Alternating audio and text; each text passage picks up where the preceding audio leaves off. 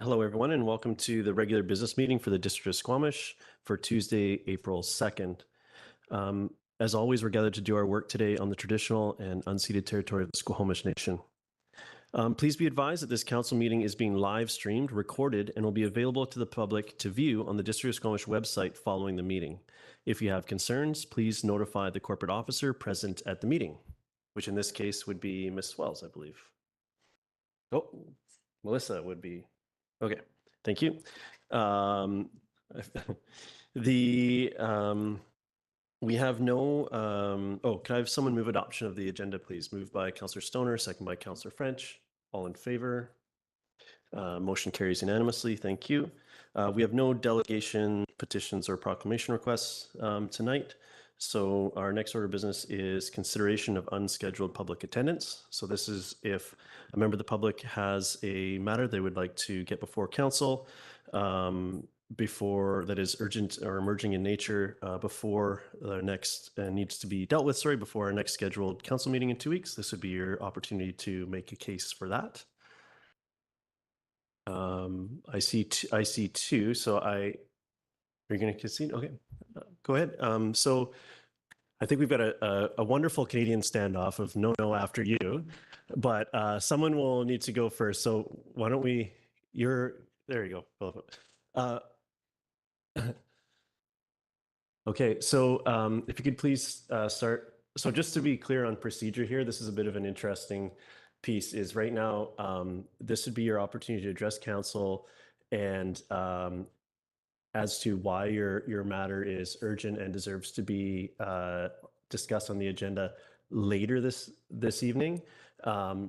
So it's the urgency that's the important part here, not the entirety of the issue. And then council will have a conversation around that and vote. And if successful, then unscheduled public attendance happens later on in the agenda. So I know some folks have witnessed this process before, but sometimes it can get a little awkward where you're arguing the point or the issue rather than the timing, which is the first piece of the conversation. So I hope that's helpful, and I'll turn the floor over to you. You have 5 minutes to address council. Thank you. Yeah, I'm Thomasina Pigeon. Address is in Squamish. I'm here as part of the vehicle residents of Squamish. I'm sure you recognize some of the people in the audience who have come tonight pretty much last minute. We were here in November, as you would likely remember, to ask also for a similar unscheduled appearance to have for immediate amendment to the bylaw that forbids people from sleeping in their vehicles. As you know, that we had a presentation, council motion to move it to the strategic plan, but we're finding out tonight that we have been completely dismissed. Again, it's been since 2019 since we've been dismissed. We're also told that you guys are told, we're told that you guys are told that the bylaw is not being enforced, but I would like you to be aware that there are other ways the bylaw is being enforced, and there are different ways that the bylaw attacks, like different bylaws regulate vehicle residents, such as the 3-day camping bylaw. And if you see our social media, you'll see some documentation of that happened in January.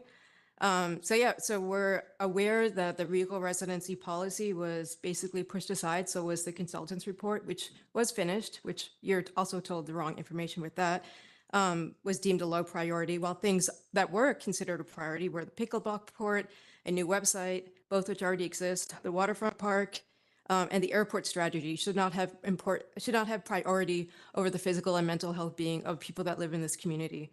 We weren't surprised by this decision, but we're not fools and we are human. So this is important because we want a substantial reason why we're dismissed again.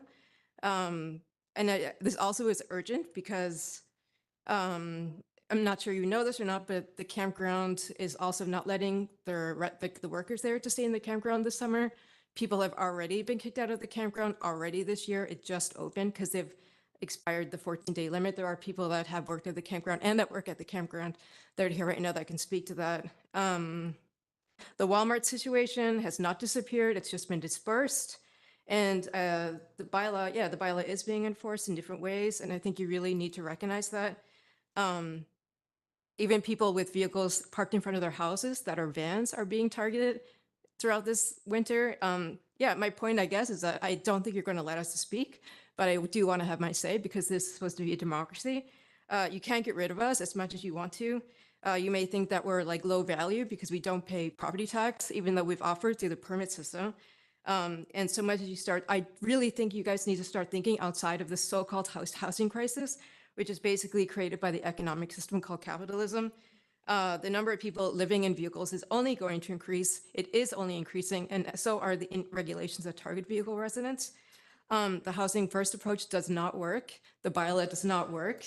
Thomasina, Yeah, I know, but you're not going to let me finish, so let me finish my last few sentences. We tried to work within the system since 2019 to find alternatives to the punitive bylaw that wakes us up in the middle of the night. You've left us no alternative but to take alternative actions. So I think you all should be really ashamed of yourself as well as staff. We are people. Economics should not come over us. Thank you.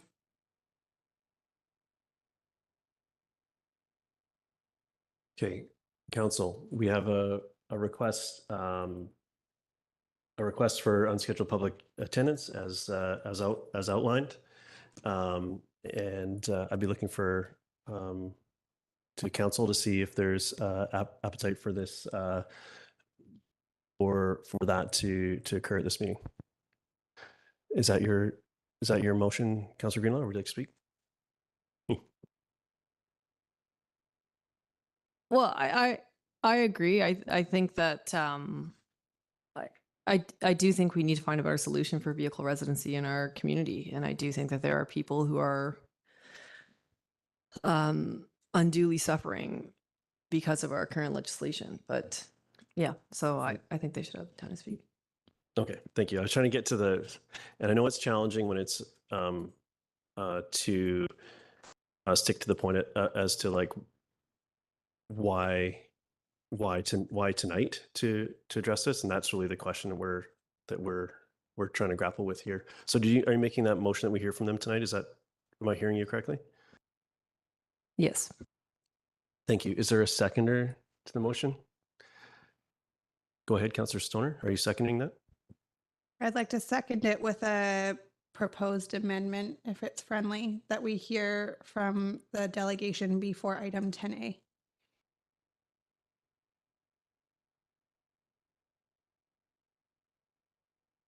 Okay. So I'll look to the mover. Is that a friendly amendment? Just essentially suspending the order so that so that if that opportunity is something that council supports, that it happens prior to the agenda item, so it actually makes some chronological sense here. Okay. Would you like to speak further to your motion? No, you did. You're okay. Any other comments on the motion? Okay. So seeing none, I'll call the question. All in favor? Motion carries. Thank you. So that'll slot into, I guess it now becomes 10A or. Do you want to do both? Okay, yeah, let's, we had another hand as well. We'll see how we actually number the pieces on the agenda following this discussion. Mr. McKenzie. And right, I won't try to take the full 5. I just that's okay. That's okay. It's but really the urgency is the piece that we're looking to understand. yeah, for this sure. context, just to, and then the big conversation comes after. So go ahead. Yeah. I want to recognize that we're on the land of the Salish peoples. This is the Salish territory. It's very large, one of the largest territories in the world. My name is Mike McKenzie. I come from the Squamish Nation, which is part of the Salish peoples. I've lived in Squamish since September of 2022 because we were forced here because of the cost of living in the interior. Under one roof, and some other organizations had always been there for us in a way that we never ever expected. It's been really helpful for us. We had a local church help us out to get housing up at the university in the dormitories. We had that housing. We still to this day haven't been able to find other housing.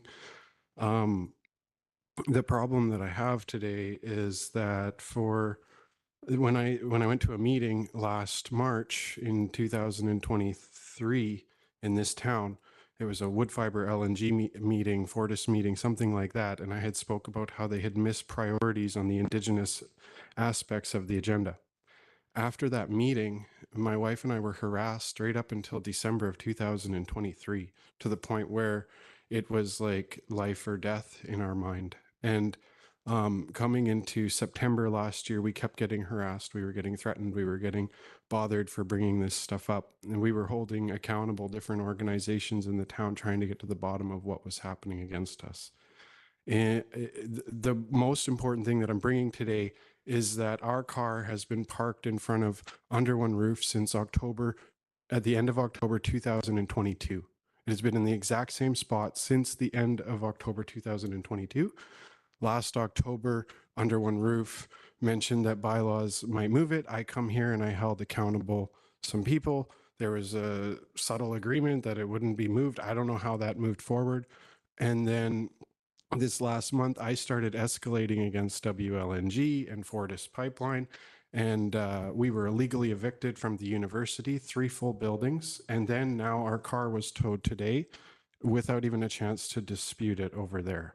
So my concern and what I would like to come to council about is that, like, you're putting vulnerable people who can't afford anything, who don't have any options, who don't have any support, who don't have any advocacy whatsoever in this community, in a position where we can't afford whatever's going to happen. The car was towed at about $350.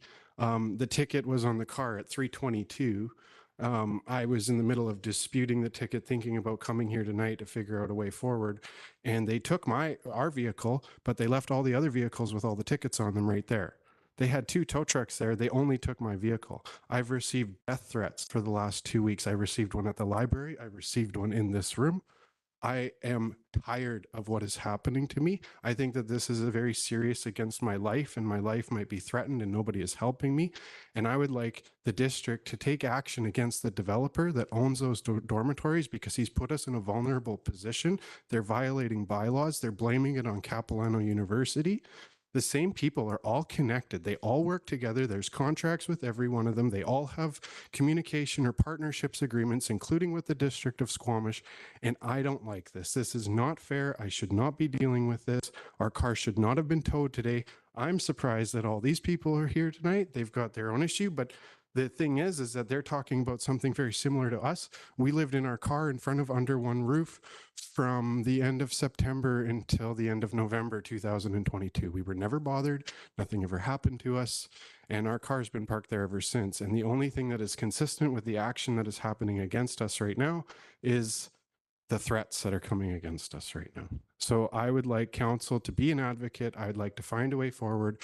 Perhaps council can propose a way forward, but there are bylaws, there are all these different pieces, but we can't loosely put the law on people when we feel like it and when we don't feel like it. And that's what I'm concerned about here today the most, is that this is just uncalled for. And I'm not dealing with this anymore. I'll probably have to sue the district or something to get my car back, to get you guys to like, these are the kinds of things I'm thinking about in my head. Like, what are the options forward when our car is in an impound for no reason?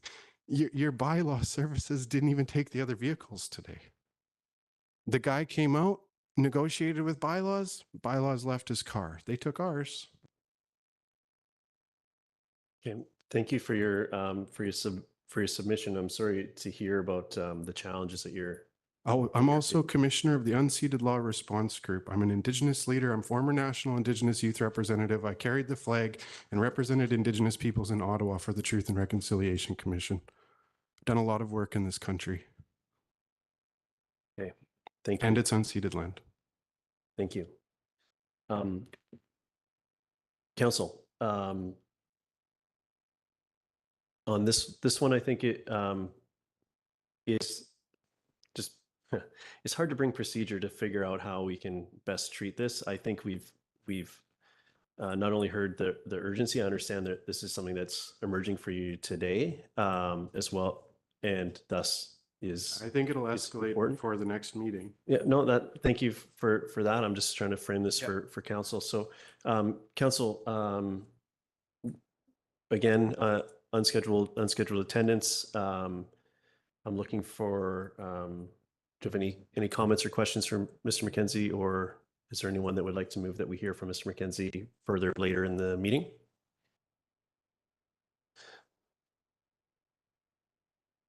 Is that your hand, Councillor Stoner? I see the.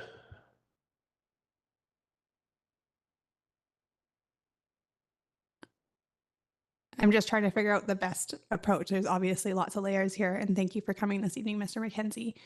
I think my motion would be that we refer Mr. McKenzie to staff. I don't have the details necessary to make an informed decision on how we best help you. I'm happy to have a conversation during a break or after this meeting. But I don't think that through this particular council meeting, we're going to get to a solution on your particular personal challenge. And so I'm hesitant to put forward a motion at this time. Thank you. Staff Is is there- weighing the law. You guys are the lawmakers. I understand the perspective. We're just trying to maintain order to get through Yeah. the decision. And I think that as clumsy as the system feels at times, it's meant to, when working well, which is what we strive for, it's meant to be to give us some structure to have challenging conversations. So if we could refrain from commenting, we have a motion from. Is that a motion that you're making there, Councillor Stoner, or are you speculating on a motion you may make? Both are on side. I'll propose a motion that we refer Mr. McKenzie to staff for follow-up. Thank you. Is there a seconder for the motion? Councillor Hamilton? Okay. Councillor Stoner, I believe were your earlier comments suffice speaking to this? Would you like to speak to this, Councillor Hamilton? Yeah, thank you very much for coming, Mr. McKenzie, with your challenges. I think it's really important for us to understand, for us around this table, to understand how our bylaws are impacting people. It's also important for us to understand that our role cannot be to solve individual challenges. One of the very important and powerful pieces about our responsibility. Just 1 sec. We're speaking to the motion. So in order for us to clearly reflect upon the impacts of our bylaws and the impacts of our staff and our actions as a district, we need to have clear communication and clear thought put to the issue from our staff, which is why I support the motion that this gets referred to staff and then brought back to council with some, if staff have some thing they need to bring back to council. And so I believe it's important this is referred to staff. So just for a second, I just want to clarify with the mover, the motion as maybe I'll go to the minute taker so I understand exactly what the motion is, because I think some of the comments I heard there might have gone a little beyond what the motion was, just to clarify. I have that Mike McKenzie be referred to staff for further follow-up. Okay, thank you. Yeah, would you like to clarify? I presume that if staff find a challenge within the bylaws, within our bylaws, they will bring it to us for some change. That was the context of the returning comment. Thank you. Thank you for that clarity. Other comments on the motion? Go ahead, Councillor Greenlaw. I'll speak in favor of the motion. I'm not sure how we would address all of these issues this evening in council. So I kind of think there needs to be more staff background put into it and presented to us. But again, I am also happy to meet personally as well to get more acquainted with the issues and see if there are any action items that we can take as a council. Thank you. Other comments? Councillor Pettingill. Yeah, likewise. It sounds like a further conversation with staff might be appropriate in terms of also understanding appeals processes and so on for tickets, and also happy as well if there are broader bylaw changes, policy changes that need to be made, happy to have one-on-one conversation and figure out what those are. But I think in terms of the immediate and a specific instance with existing bylaws, sort of understanding the process we have in place to deal with those would make sense. Thank you. Other comments? Yeah, sorry, at this point, this is a, Mr. McKenzie, Mr. McKenzie, at this point, I just want to make one point. Something to staff, it seems to be driven by. Don't you think they're going to protect? I'm actually leveling an accusation here today that they are colluding with wood fiber LNG and forest. That is my opinion. And I'm leveling that as an Indigenous person of Indigenous knowledge. Okay. The staff have the capacity to deal with it. It needs to be dealt with at a government level. Okay. I appreciate that perspective, Mr. McKenzie. What I'm trying to articulate is that at this point in any council motion, when it gets to this point when it gets to this point of the conversation, this is a debate amongst council. As an Indigenous person on purpose. When it's the tickets, one of them came. One of them came on Thursday when it was time to go for Easter. You guys are messing with me with the system, and it's on your shoulders. You're going to refer to staff, the culprits? Mr. McKenzie. It's my opinion. I'm allowed. You are allowed, but I'm trying to keep. It's racism. Do you care about what is happening to one of the only Indigenous advocates in this community? Mr. McKenzie, this point in the proceedings is a debate amongst council as to the direction that we choose here. Not a staff issue.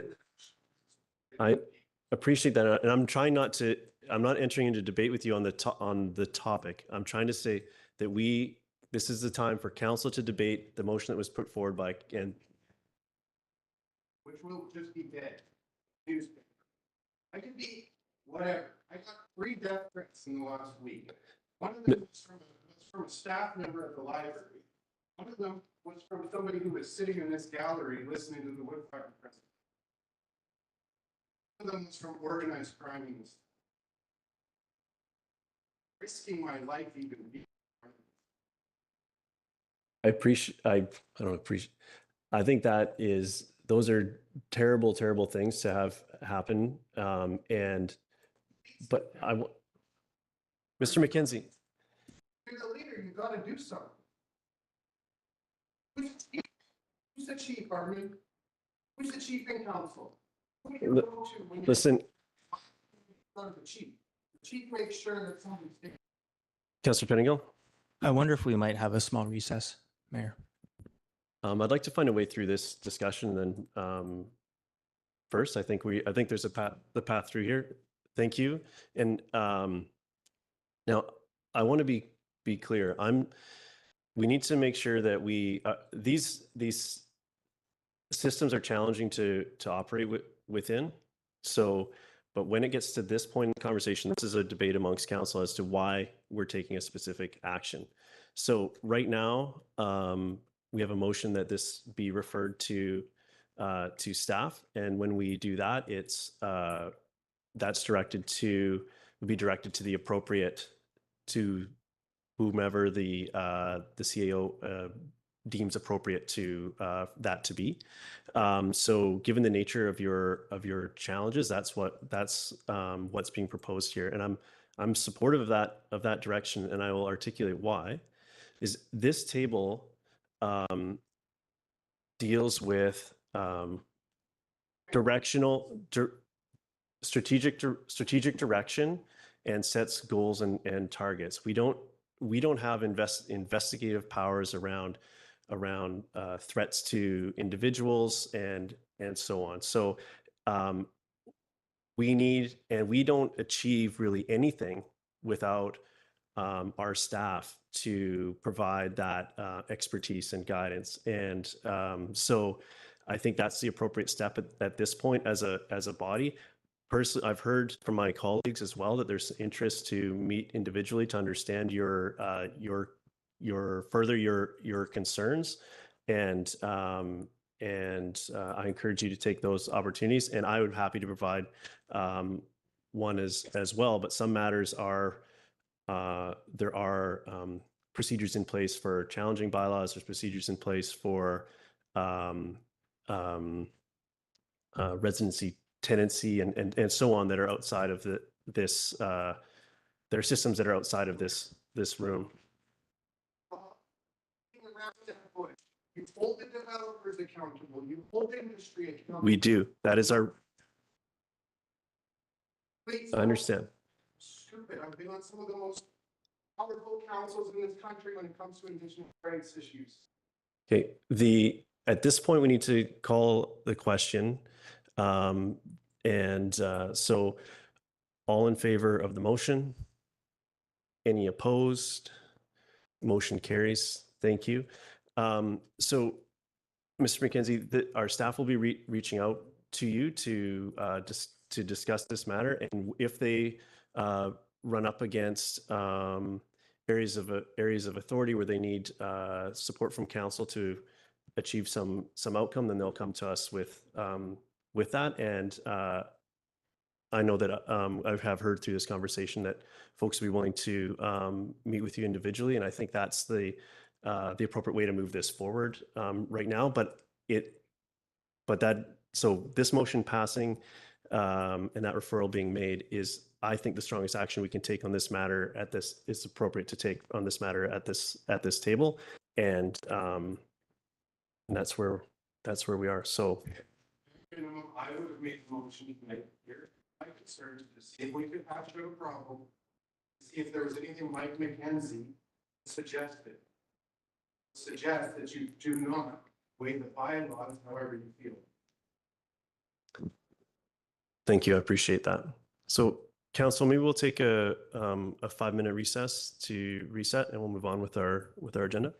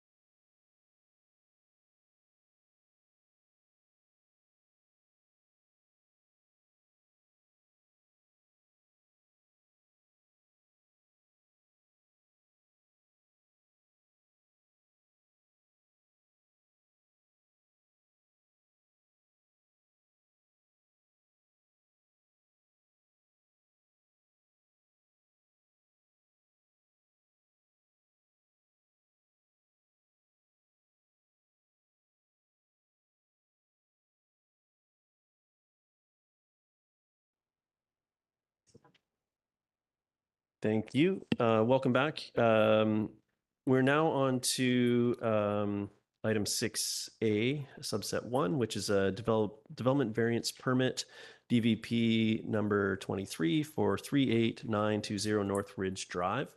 And there will be an opportunity for the proponent and members of the public to be heard in respect to this, this matter. But first we'll hear from staff, and then I will go into the details of how to participate and weigh in on the development variance permit. So I will now turn it over to staff to introduce themselves and the topic. Thank you, Mayor Herford. Good evening, Mayor and Council. My name is Brian Daly, planner with Community Planning. I'm here tonight to present Development Variance Permit number 23, which is requesting a reduction to the interior side setback for an existing accessory building to facilitate a subdivision application. The subject property is located at 38920 Northridge Drive in the Hospital Hill neighborhood. 38920 and 38926 Northridge Drive share ownership of Lot 47, a 7,300 square meter parcel to the east that is also zoned RS1. No development is proposed as part of the variance or subdivision application. As such, it does not trigger the requirements for Development Permit Area 1, protection of the environment. DVP 23 requests a variance to reduce the interior side setback for an existing accessory building to allow for subdivision of Lot 47. The proposal is to subdivide Lot 47 along the current shared property line between the two properties, then consolidate it with the lots fronting Northridge Drive, resulting in fewer lots than currently exist. There are existing accessory buildings on Lot 47, and the introduction of a new property line would create nonconformance with the required interior side setback for one of the buildings. Subdivisions cannot create nonconformance with zoning bylaw requirements.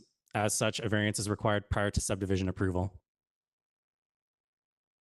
A variance to section 4.4 DII of the zoning bylaw is requested to reduce the side setback requirements for an existing accessory building from 1.52 meters to 0.3 meters, which would bring the structures into compliance with the zoning bylaw upon subdivision and consolidation of Lot 47. Staff are supportive of the variance request as the structures are existing, and the variance would have no impact on neighboring properties. The overall number of lots would be reduced from 3 separate parcels to 2 larger parcels. Staff are supportive of this proposal given that Lot 47 does not have practical access, and subdivision and subsequent consolidation would not allow for a separate residential development to occur on Lot 47. Legislated and district processes for engagement were followed for this application. A development sign was installed on the property, and the project was posted to the online development showcase. Variance notification was delivered to adjacent properties within 100 meters. No comments were received prior to this meeting. So staff recommend that council approve DVP number 23 and that the mayor and corporate officer be authorized to execute the development variance permit. That concludes my presentation. I'm happy to take questions at this time. Thank you. So council, do we have any questions on this matter before I go into the script about proponent and public participation? Any questions? Yep, go ahead, Councillor Stoner. Thank you. Could I just clarify that Lot 47 is predominantly environmentally sensitive area and non-developable? Through the mayor, it is predominantly encumbered by hydro right-of-way. So that covers almost the entire property, but there are some small areas that could be developable. But again, they would be subject to DPA 1 that would have to establish the required setbacks from the environmentally sensitive areas. Thank you. Any other questions before we go to the public on this one? Okay, I do have a bit of a script to read here, so bear with me, please. The proponent and members of the public will be given an opportunity to be heard in respect to council's consideration of development variance permit number DVP 23 for 38920 Northridge Drive. There is one proposed variance to the zoning bylaw, which is outlined in the staff report included as part of the agenda and available on the district website. Members of the public are reminded that you may only speak to the variances during this process. The variance is under section 4.4, section DII, to vary the setback from 1.52 meters to 0.3 meters. We're trying to make this a safe space for everyone to voice their opinion without interference from others. Therefore, I ask that members of the public maintain order and quiet during the process. Please do not applaud or interrupt any speech or action of members of council or any other person addressing council. All speakers will be given a maximum of 5 minutes to address council. For all speakers, please start your remarks by clearly stating your name and neighborhood. I will first call on speakers participating in person. Please raise your hand and wait to be recognized and approach the podium. Details to participate by telephone or the WebEx platform are displayed on the screen for those who have logged in from your computer or are watching the live stream of the meeting. Instructions are also included on the district's website. There'll be a moderator who will communicate with people participating online.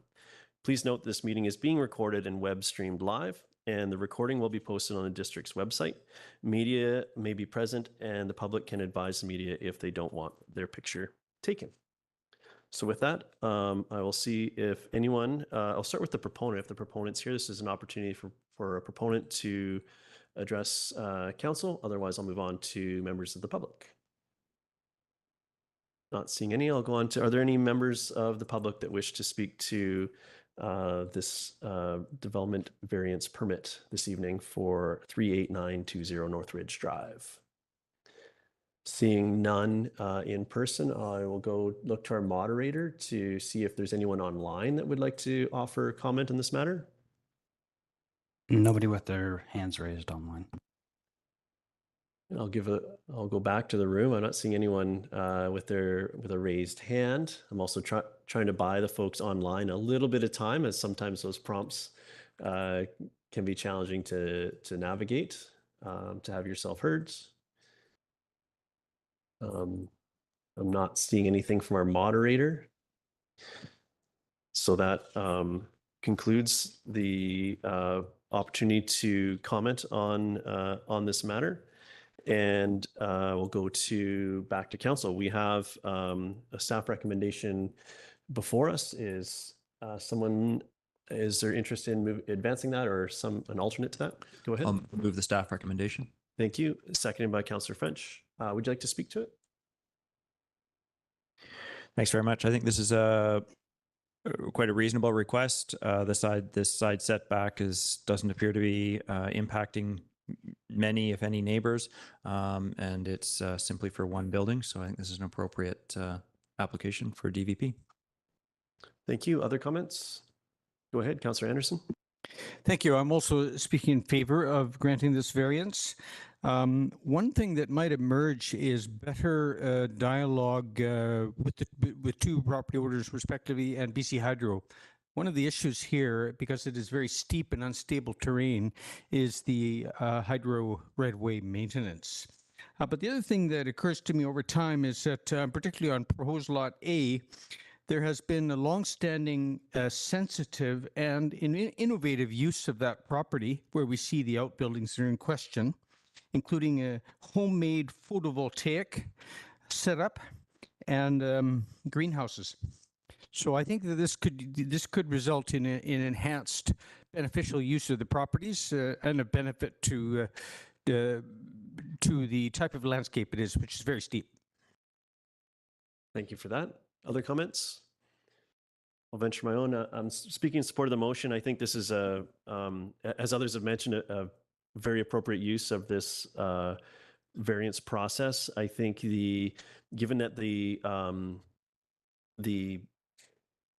variance is really to legitimize a building that before it's issued is already legitimate in its placement and its structure, makes this very easy to support for me. So thank you for staff for your work on this. And with that, I'll call the question.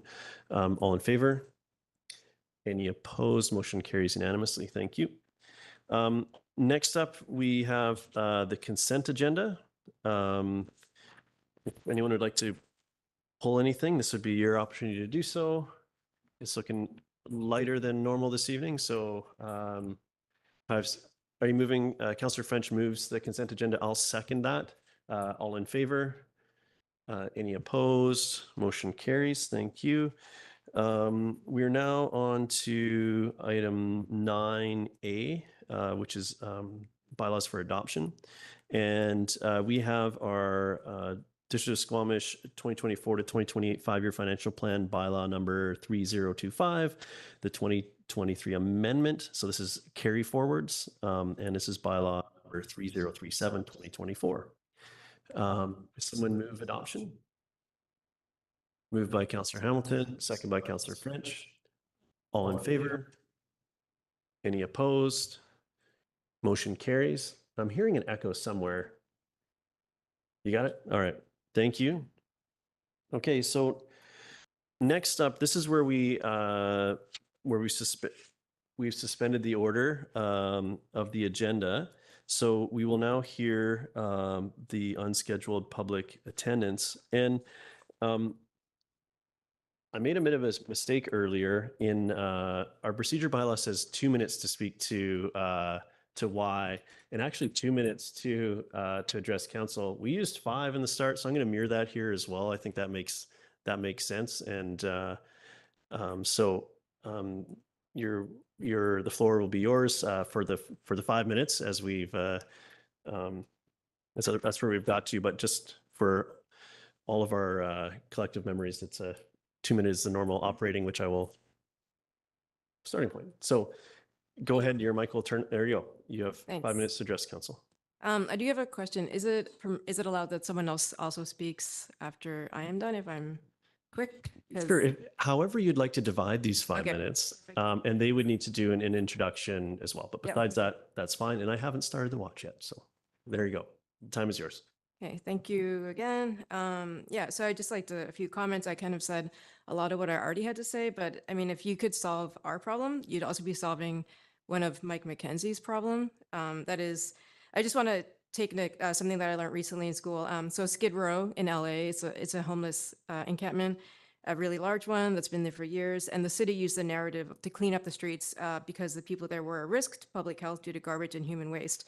However, the advocates there did a counter mapping project and discovered that the fault was not actually with the unhoused populations, but it was with the city for failure to put in more garbage cans and toilets. And I would like you guys, I think I might actually do this counter mapping project because I think it's a really important thing to show how you're failing in providing just general toilets and garbage cans for the general public, because since we do get blamed for that, I don't think that's it's a very stigmatized complaint towards us. And I know it shouldn't be, legal residents should not be targeted for being the blame for garbage, like John French once said in a CBC News article. I think also stop measuring people on the basis of their consumption and wealth, and acknowledge that the property interest that this bylaw has, property value, property speculation. There's a lot of real estate here, and just about the bylaw itself. Like, winter is more relaxed, but we are already in March. People are already getting kicked out of the campground. I know that you're told that it's not complaint driven, but it is. And I shared actually 3 documents with Jenna. I don't know if you got the email or not, but it says that they do actively seek us out. Different regulations attempt to manage us in different ways. No camping bylaw, 3-day parkings, limitations on parking size, like parking size of the vehicles, like no RVs on this road and that road. And so, yeah, I guess the whole purpose is that I think the bylaw needs to be amended to, like we said from day one, focus on the things that are preventative, garbage waste. There's nothing harmful about sleeping in a vehicle alone, or with whatever. Sorry, there's nothing harmful about sleeping in a vehicle, and the bylaw is really inhumane and it really needs to be changed. And I think amending the bylaw is something that you can do. You put it on the agenda. You amend bylaws all the time. So why can you not amend the bylaw to focus on not the sleeping, but on the problematic behavior, which is garbage and people's so-called? Although I don't really think that's the real issue. Will's going to say something, and then. Thank you. You hit the halfway mark perfectly there. So. Hi there. My name is William. I'm a worker for a contractor that works for BC Parks, and throughout 3 years of working over there, this so-called trash problem from the van community, I have to say is, from my viewpoint, not real, because on weekends we average around 4 times the amount of trash that we collect during 5 days of the week. And for litters left on the ground, that's about 10 times the amount during a weekend compared to what we pick up throughout the 5 days of the week.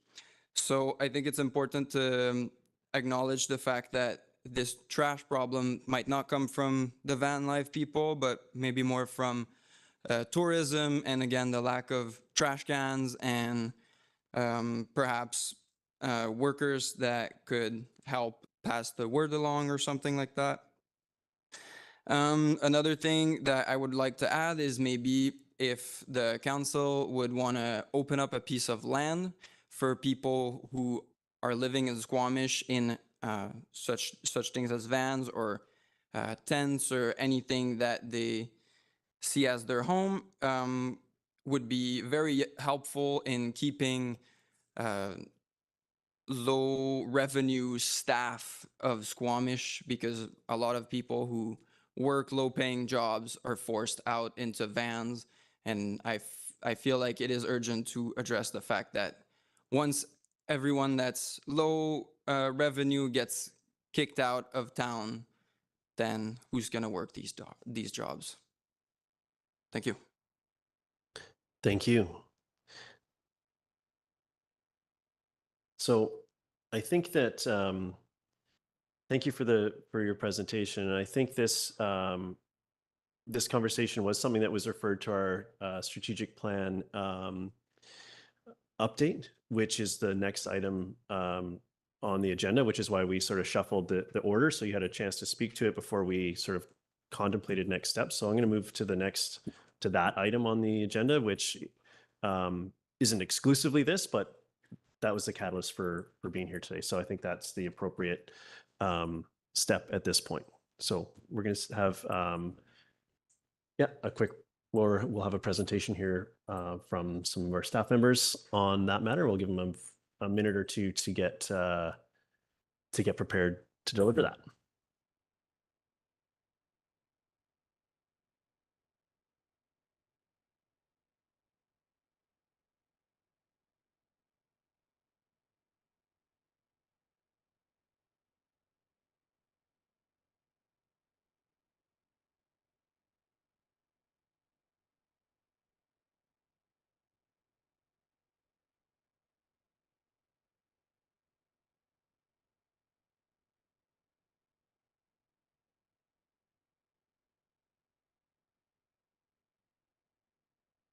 You ready? Yep. The floor is yours.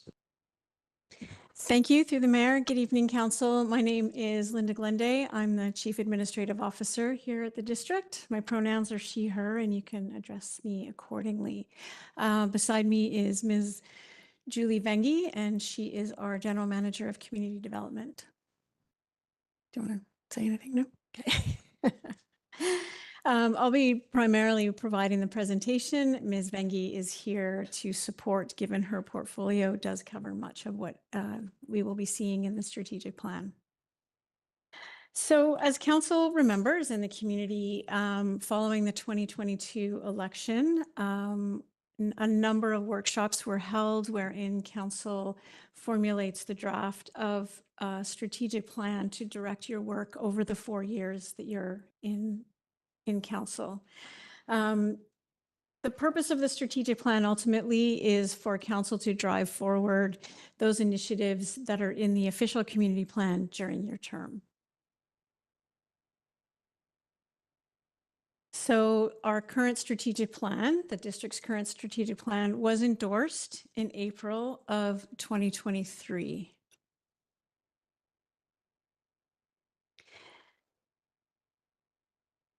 Once the strategic plan is created, staff create action plans and tactics in order to deliver on that strategic plan, and then quarterly reports on updates concerning the strategic plan are provided. Annually, council and senior staff revisit the strategic plan in the event that context has changed or updates are required. Often it's a rather light update. However, this year, we've seen many changes in less than a year, many contextual changes, opportunities, and challenges. The biggest ones that we'd like to point out is the new provincial housing legislation. So this legislation around housing and densification that is province-wide is requiring additional work from our planning department in the area of housing, particularly an official community plan update to accommodate this legislation. Another opportunity is the federal grant of $7 million that Squamish has received through the Canadian Mortgage and Housing Corporation, so federal grant. And this is to accelerate the building and development of more housing in the community. Staff have called this the Squamish Housing Action Plan, so you'll hear us refer to it as such. And that is brand new from after this strategic plan was adopted. Several large projects that staff are managing. Last week, we provided an update on the Chikai Fan development and the debris flow hazard mitigation. WLNG and Fortis dropped construction notices, again, following the adoption of the strategic plan. The last challenge that we're facing is labor market. I don't think that this is unusual for our community, but certainly finding qualified staff for particular positions continues to be a challenge. And so we do have some key positions that remain vacant in terms of staff's capacity to deliver on the strategic plan. So following endorsement of the strategic plan in April, staff collate a list of tactics to align with and deliver on the objectives that are in that strategic plan. And many of those tactics are work that's already ongoing and aligned with what council wants to achieve, and then some are new depending on the objectives. Following the last endorsement, we had a total list of over 115 tactics. So this year, with the update of the strategic plan, the goal was not to come forward to council and ask for more resources and more staff to accomplish all of these tactics. The goal was to come forward and work with council on what tactics are the priority tactics that council would like to see staff complete. And then that would mean successful delivery of the strategic plan. So rather than just continuing to expand and add resources and money, we're not asking for more budget, i.e. more taxation, and we're not asking for more staff, particularly because the labor market is challenging. And at this point, in terms of scaling our organization, the best way to increase our capacity to deliver on the strategic plan is to focus and prioritize. So the tactics have been divided into two different lists, and one are those that staff recommended for council to discuss, and you'll continue to do that tonight.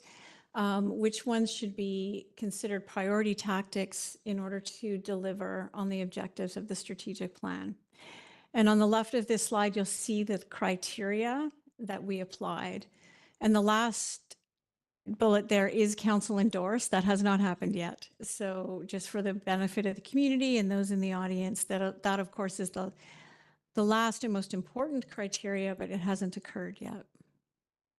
And then municipal services, there are still a number of tactics that staff have to complete to meet legislation, risk mitigation. We're scaling for community growth.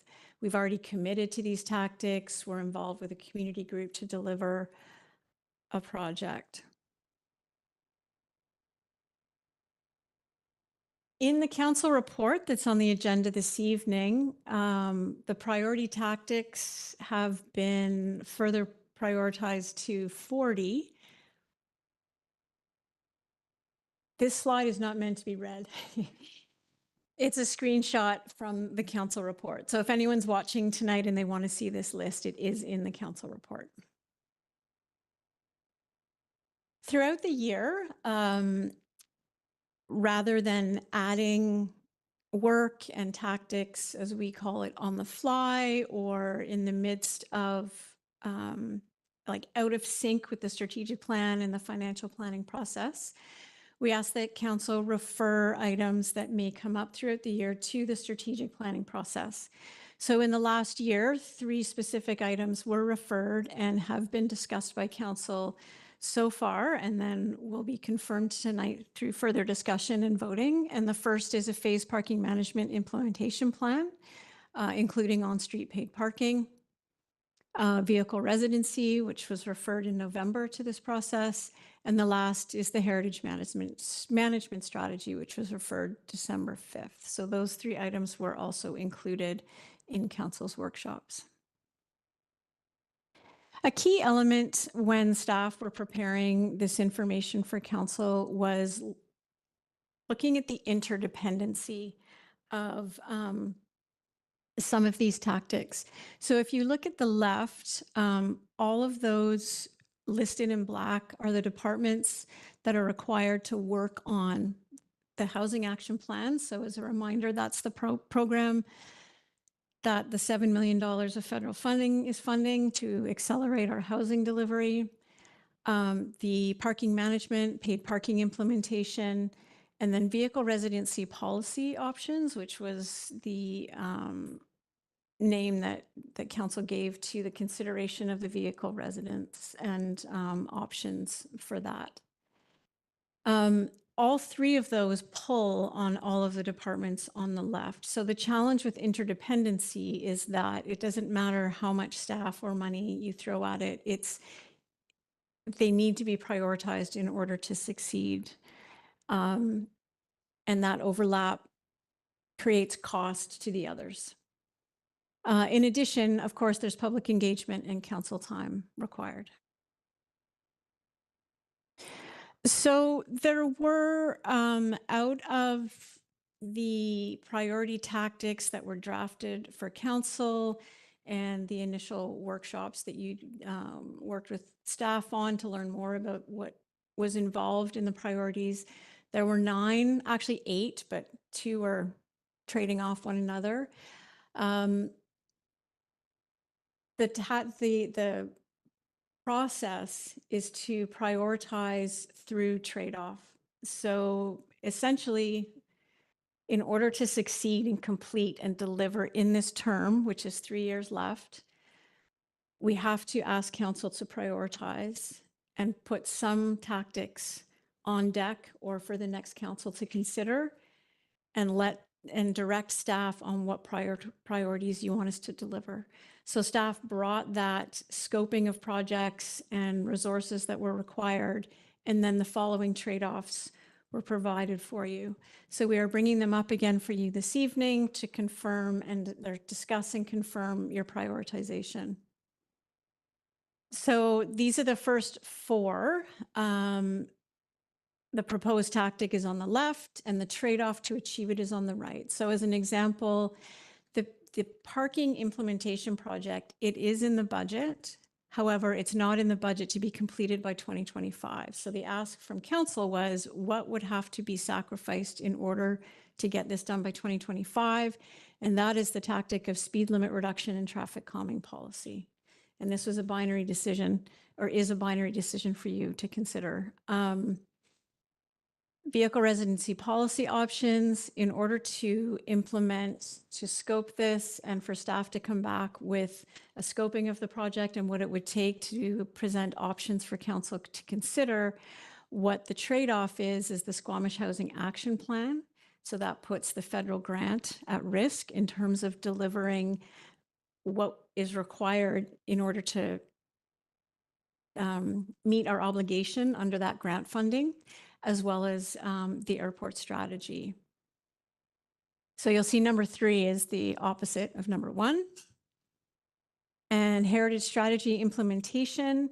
In the case of this one, to implement the entire plan during this council's term, again, the same staff that work on the Squamish housing plan, so the planning staff, would be pulled to that, and it would put the CMHC grant at risk. What staff did propose is that there are certain elements of this plan that can be prioritized, and that's the 3 priority actions related specifically to Squamish Nation. I can go through the rest of them and then come back and through the mayor have council discuss. Yeah, I think that's appropriate. Okay. Go through and then we'll come back if council. I don't see any hands shooting up at this point, so I think Super. that's appropriate. Okay, so I'll go through the next 5. So these last tactics, again, the proposed are on the left, and what trade-off occurs or needs to occur in order to prioritize them. Some of these were new tactics that council proposed and brought forward, and others were pulled out of the municipal services list. So the top one, implement and encourage community organization, policy and procedures, partnerships. This project is currently underway and has adequate resources, and the implementation of it will follow the policy. So this one, staff are confident we can deliver. Budget communication tools improved. This is something that, as I mentioned, with the labor market challenges and the key vacancies we have right now, what would be jeopardized is the long-term financial plan. Search functionality for council minutes improved. Again, this is a system change. We are looking operationally at improving this on behalf of council and the community, but a larger scope project of this would impact the website overhaul. Timing of agenda release. So council had asked, is there an opportunity to release the agenda earlier than the Thursday prior to the Tuesday? And again, the trade-off to this, there are technology upgrades still underway in terms of Tempest, our online services, and our business analyst position in IT would be pulled off of that to do the proposed tactic, and that's the cost of that one. And then the last, removing fossil fuel exports from all zones. Again, because this is a zoning issue, it would be pulling planning staff away from the Squamish Housing Action Plan, further putting that grant at risk. So at this time, I would look to see if council has questions or discussion around the priorities and the trade-offs that you need to consider. Thank you. Thank you for the presentation and the analysis that led to these to facilitate these conversations. Council, do you have any questions for our staff about anything that we've just heard, or any other contents of the report that maybe hasn't been discussed? Go ahead, Councillor Stoner. Thank you. Through the chair. One that kind of jumps out at me in terms of being slightly different is the heritage strategy implementation. And staff suggests that we are able to bring in some grant funding and consultant support to address 3 of the priority actions, so not the whole strategy. But that's a little bit counter to the narrative that we can't just bring on consultants and throw some funding. And so I'm just curious where staff feel like those 3 priority actions are dovetailing with other work that some grant support is making them possible, as opposed to pulling away from other items.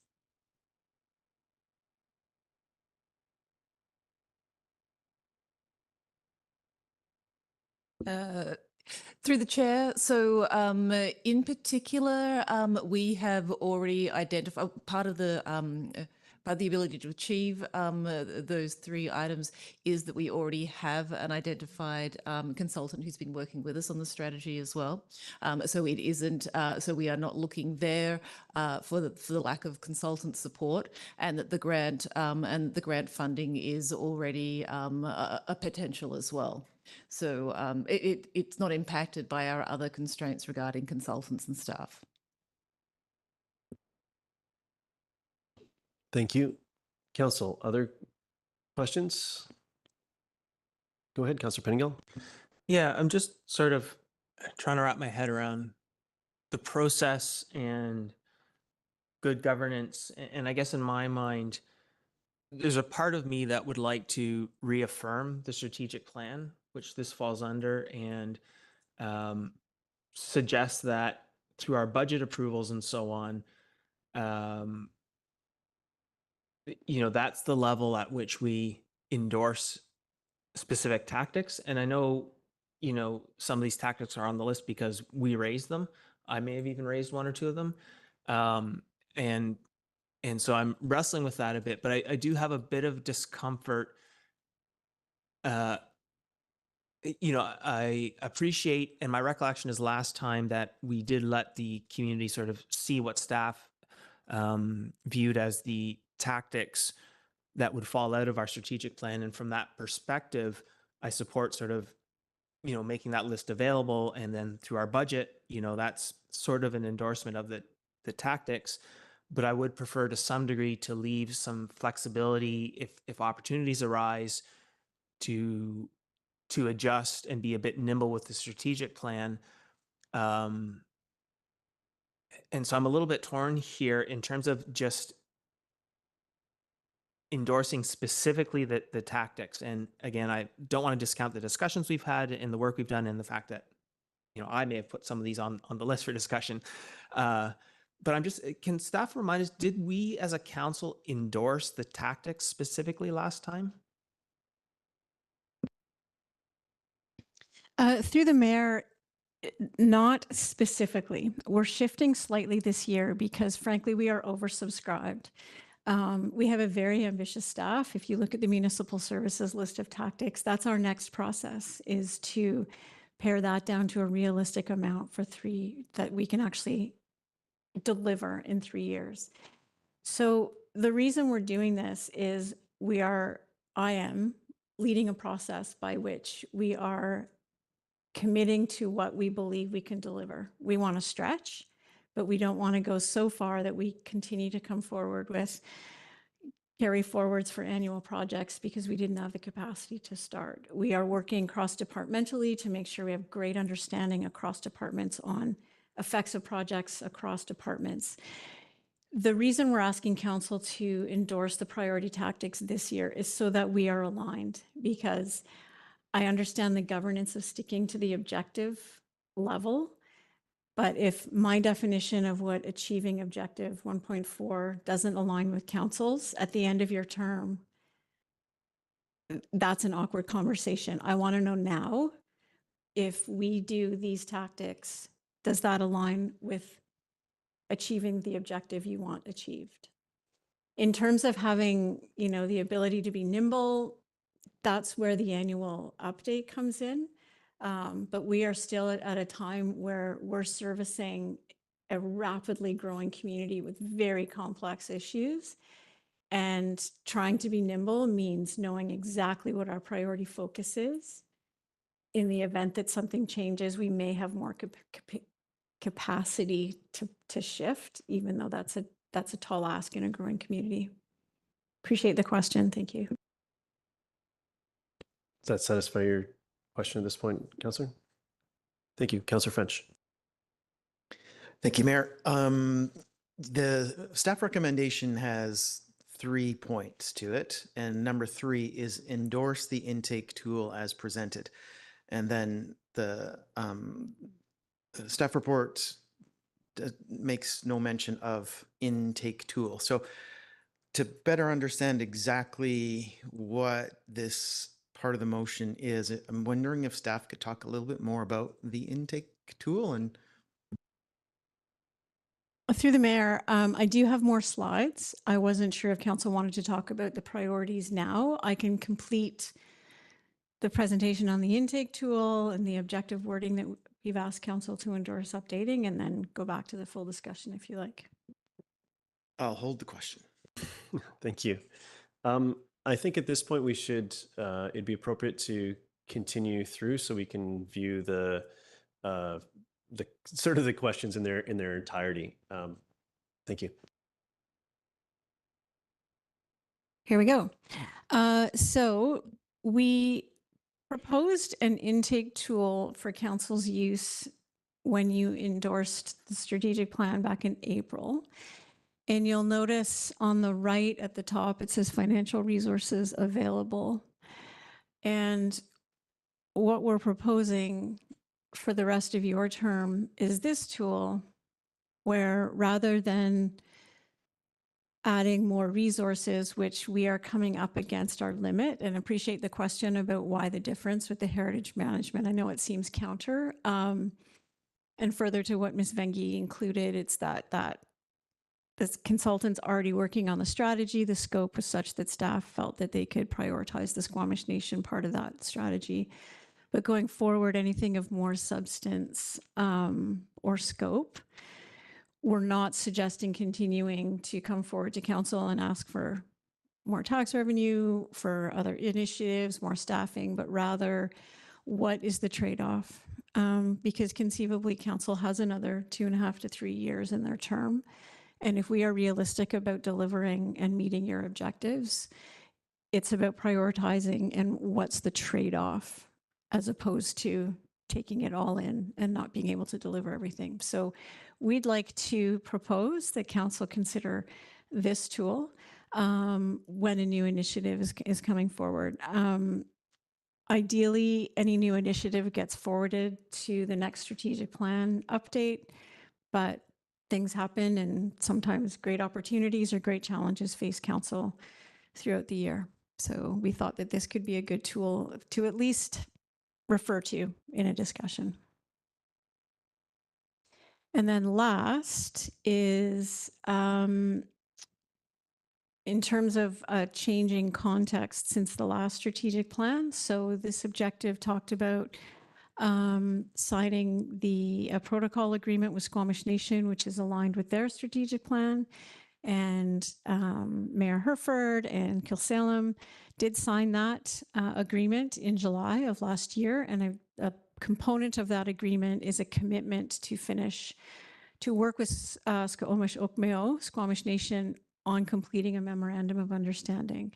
So staff believe that updating the objective to be more specific around that memorandum of understanding is appropriate. And I've included the narrative underneath the strategic outcome that speaks to our commitment to genuine truth and reconciliation. And that is the whole presentation. Thank you.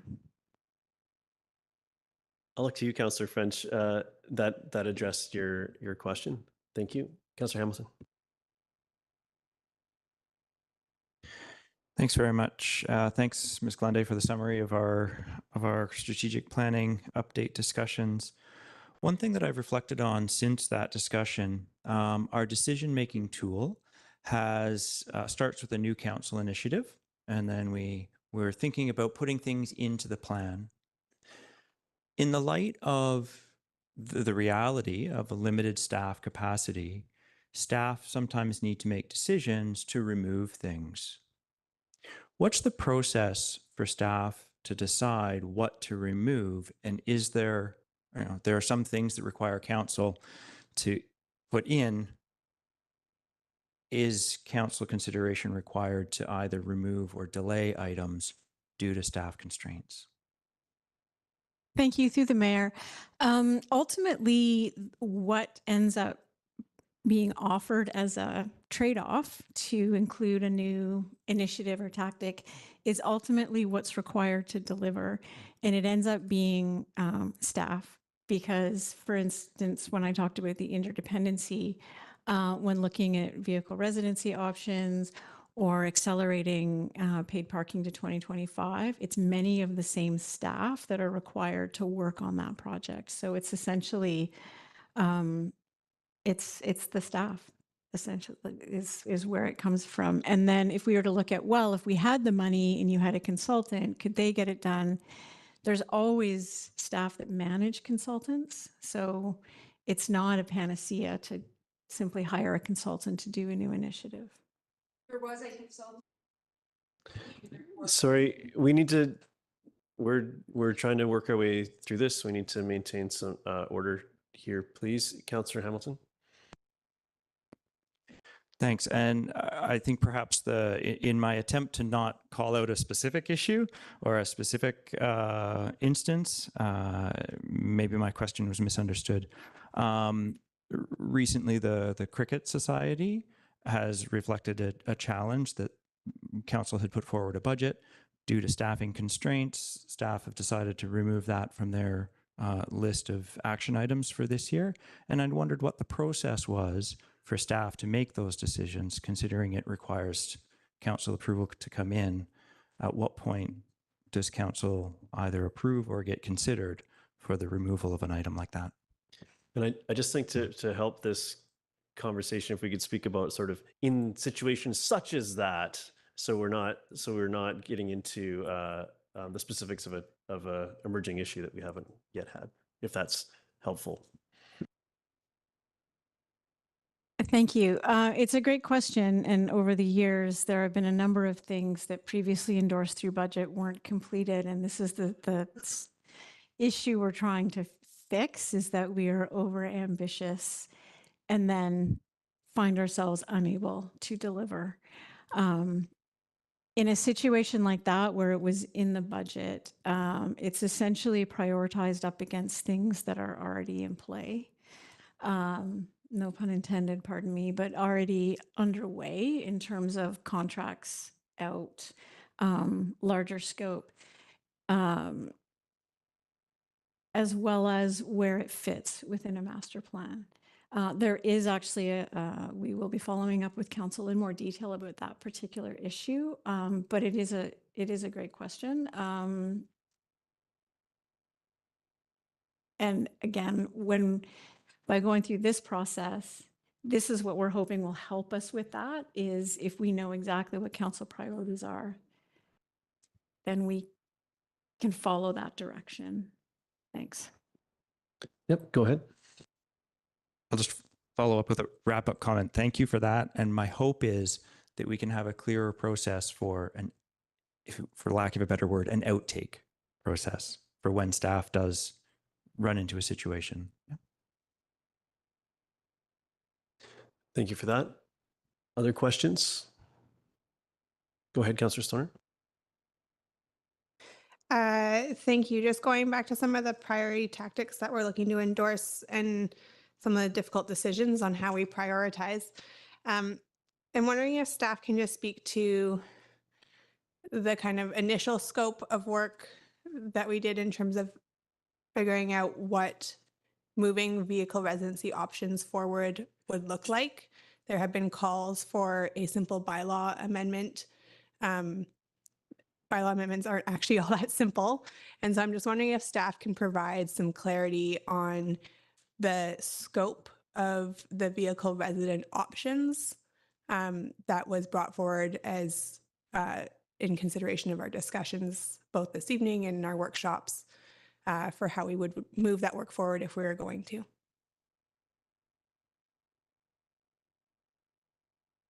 Thank you. Through the mayor, my name is Megan Latimer. I'm the general manager of public safety here at the district. So in terms of that process, we looked at a number of different things. There has been some policy work on this over the years, especially leading up to the development of the bylaws over the last few years. And also looking at what the Vehicle Residence Society had proposed as well. So again, to go back to Ms. Glenday's point, we looked at what staff would be needed in terms of looking at how to flesh out those different options and how to actually deliver on any of those options. So that was a number of different departments. In terms of amending bylaws, for example, that would be our Legislative Services Department, our Bylaw Department, as well as any other departments that be involved in that particular bylaw in terms of the implementation piece. And then in terms of some of the more tangible pieces where you're talking about physical real estate, that again is quite complex in terms of the people that it would involve. So that would be our planning department, real estate, again, bylaw, legislative services, communications. There'd be a public engagement piece there as well, because we'd have to look at how these different options impact the rest of the community as well and what the preferences were there. So it is a heavy lift. It's not nothing to do something properly. So that's a bit about the analysis that went into how we determine those trade-offs. Thank you for that detail. And I'm just one follow-up question in terms of the upcoming visitor season and camping season. A large portion of our resources go into education and enforcement during the busy season. And staff typically come forward with presentations around visitor management roundtable. Is that something that we can expect this year as well? Thank you. Yes, that's correct. Due to capacity, we haven't managed to bring it forward until now. However, there is a memo that will be shared with council in terms of data from last season. Most of the what started as a special project around visitor management has been operationalized at this point. So it will be brought forward as a memo just with the different stats and information in terms of the approach last year. Thank you for that. As we considered the trade-offs as it relates to the vehicle residency piece, there was a conflict with the housing accelerator work, and there was a risk. I believe you spoke to it in the presentation around the around receiving the funding that was associated with that. Could we just dig into that a little bit? I'd like to understand the what commitments were made during that to secure that very sizable federal grant, and what those deliverables are, so that we can and I suppose and the impact that's having on staff as they're taking that work on. So I know that's probably a huge question I just asked, and we've had presentations specifically on that, but if we could sort of hit tops of the waves on that piece and what that risk actually looks like for us, I would find that helpful, because that was the trade-off we were contemplating. Thank you, through the mayor. I can answer at a high level, and then perhaps my planning colleagues can step in. The federal grant is over the course of 3 years, so it's $7 million over 3 years, and very specific and prescribed deliverables are required. So the $7 million comes with very detailed prescription and timelines for delivery. So at this point, given that the grant was provided to the district, that is the priority, is the acceleration of the housing in this community based on that $7 million grant. And as it is, we are struggling to hire enough staff based on that grant to fulfill the deliveries of that. And we're working very hard on that. And so the recommended priority from staff for council's consideration is that it is that same skill set, those same staff that would be required to work as part of a vehicle residence scoping of options and planning for if once an option was chosen, what that looked like. I mean, there's still engineering, bylaw, ledge services, as Ms. Latimer indicated, but a key component and that interdependency is that it's the planning staff. I don't have that prescribed list of deliverables in front of me. If council's looking for that tonight, I would hesitate to ask staff unless they can whip it off the top of their head. But we can certainly find a way to deliver that so that the public can see it and council can see it. Thank you. I think that's a high enough level for what I was looking for tonight's conversation, and I know that we have had and will continue to have more in-depth conversations around the specific actions and commitments made there. But I think that that was helpful. Thank you. Council, any more questions? Oh, sorry, Councillor Pettingill. I was going to test a motion. Yep. I think we're there. Do you have another question, Councillor Stoner? Go ahead. Yeah, sorry, I had an additional question on another item, which was the trade-off presented between advancing the paid parking implementation to 2025 and the speed limit reduction and traffic calming. And appreciate that there has been some movement on the speed limit reduction in terms of initiating community engagement. And I'm just wondering if there was a change in direction as we were to endorse this evening. Are staff still able to pivot from that trade-off of traffic calming versus paid parking implementation for 2025? Through the chair, just so I'm clear on the question, the question is whether it would be possible to change direction on that to focus the resources on paid parking instead. In relation to both of those activities, the paid parking and the speed calming reduction. They've both been scoped out fully. For us to change and pivot from the current scoped plan, it would require us to make estimations for the budget that we don't have certainty on at this stage. So that our budget timelines require us to be clear about when we are going to meet the priorities for assuming them in the budget, and we don't have the ability to be able to deliver that in time to deliver it in time for 2025 on either of those.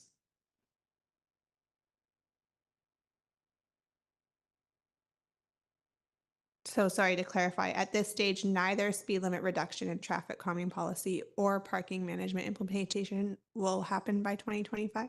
That is correct.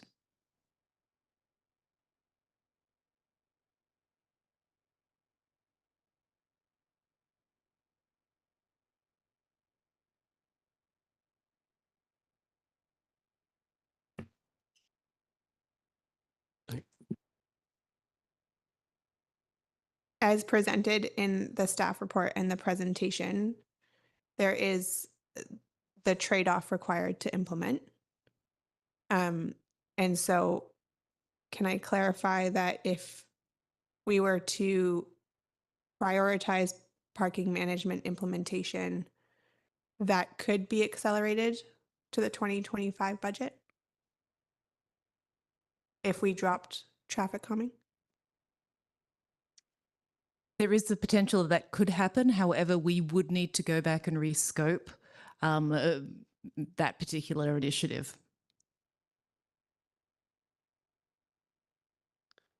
Okay, did that trigger any? I know I've got a potential motion coming from Councillor Pettingill. I just wonder if that triggered any more conversation at this point.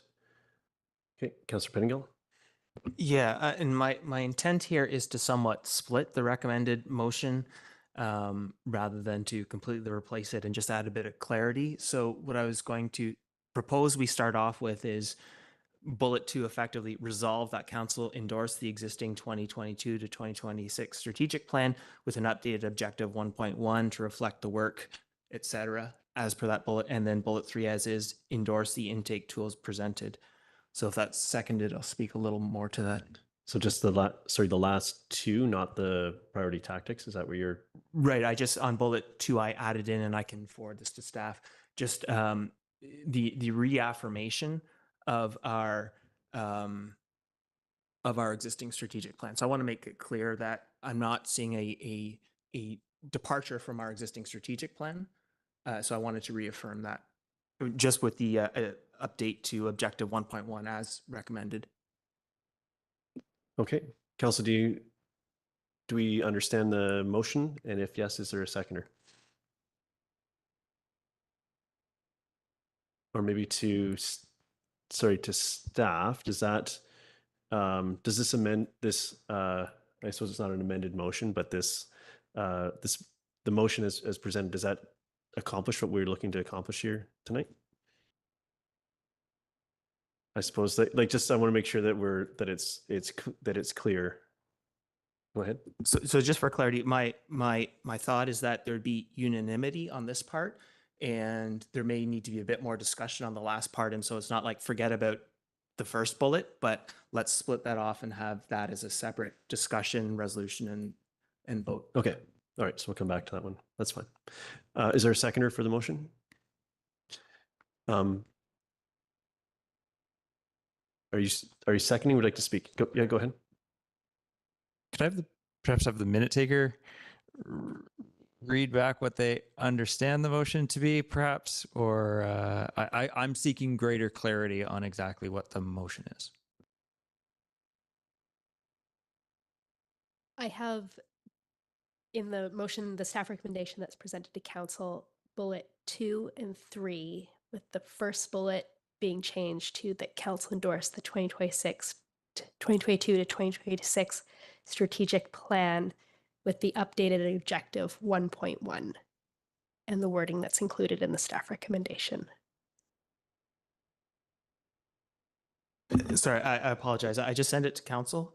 But and I forgot to mention words to reaffirm endorsement of the 2022 to 2026. And could I just ask that you read it out so that folks in the audience and listening?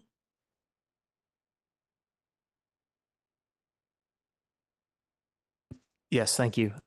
Resolve that council reaffirm endorsement of the existing 2022 to 2026 strategic plan with an updated objective 1.1 to reflect the work related to the memorandum of understanding as the priority with Squamish Nation, working with Squamish, Oakmayo, develop and implement a memorandum of understanding to identify specific commitments and opportunities for shared work between Squamish, Oakmayo, and the District of Squamish, and endorse the intake tool as presented. Thank you. You're seconding that, Councillor Hamilton. Would you like to speak to your motion? Yeah, I think as I was trying to articulate, I think I believe there is unanimity on this piece, and I thought that I think we will get to a resolution on tactics, but it may not be unanimous. And I thought for the strategic plan as a whole, I believe there is strong support, and I think it's important to articulate that strong support for the strategic plan as a whole. There may be some differences on some of the tactics and so on, and we can have that discussion, but I didn't want to provide any opportunity for misinterpretation of dissatisfaction or discordance on the strategic plan as a whole. I think there's some detailed pieces that may need in some of the tactics, but I wanted to split that out. I felt that was important. Thank you. Others on this? Go ahead, Councillor Stoner. Thank you. I appreciate my council colleagues' logic here in splitting them out, because I do think it is helpful and important to reaffirm our endorsement of the existing strategic plan with the minor edit for objective 1.1, which is minor in wording but important in terms of value and relationship building with Squamish Oakmayo. And I want to speak to the intake tool as presented, and I think that this is an important part of our process in terms of better understanding for us around this table with staff and with our community, how we continue to try and balance the tensions of the many priorities that fall on our desk, and how we have effective process for assessing those, understanding the impacts it has in terms of capacity, both for our staff, for our community's ability to engage communication, as well as public participation in the work that we do. The reality is that people have limited time, and there's limited time around the council table. And so I think it's really important that this intake tool is presented and endorsed by council as a process for which we can actually advance priorities and come to consensus, hopefully amongst this table, on what those priorities are. So thank you for bringing that forward. Happy to support the motion. Thank you. Other comments on this?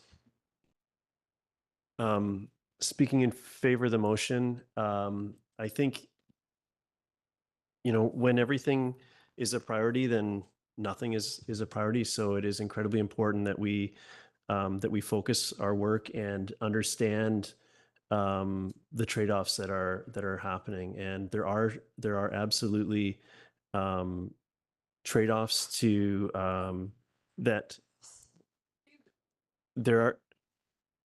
There are trade-offs that impact people in every piece of our work, and particularly this.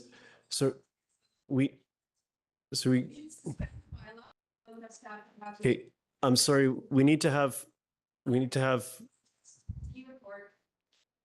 So we have limited capacity, and we need to focus it where it's where it'll have the largest impact. So I understand the challenges throughout the community, and at this point in time, I'm happy to support this direction.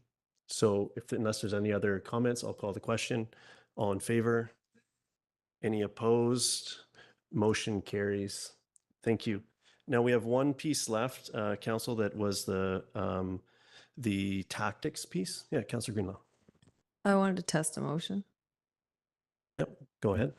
I'd like to make a motion that we have a committee of the whole conversation about options for amending bylaw 2829 to discuss the removal of the language pertaining to sleeping in vehicles. Sorry, if you I'm could. sorry. Point of order. It's really difficult for us to do our job with folks who are heckling from the gallery. You are welcome. We are trying to deliberate in a respectful and contentious matter, and I appreciate that. I do. But we're also trying to get our work done.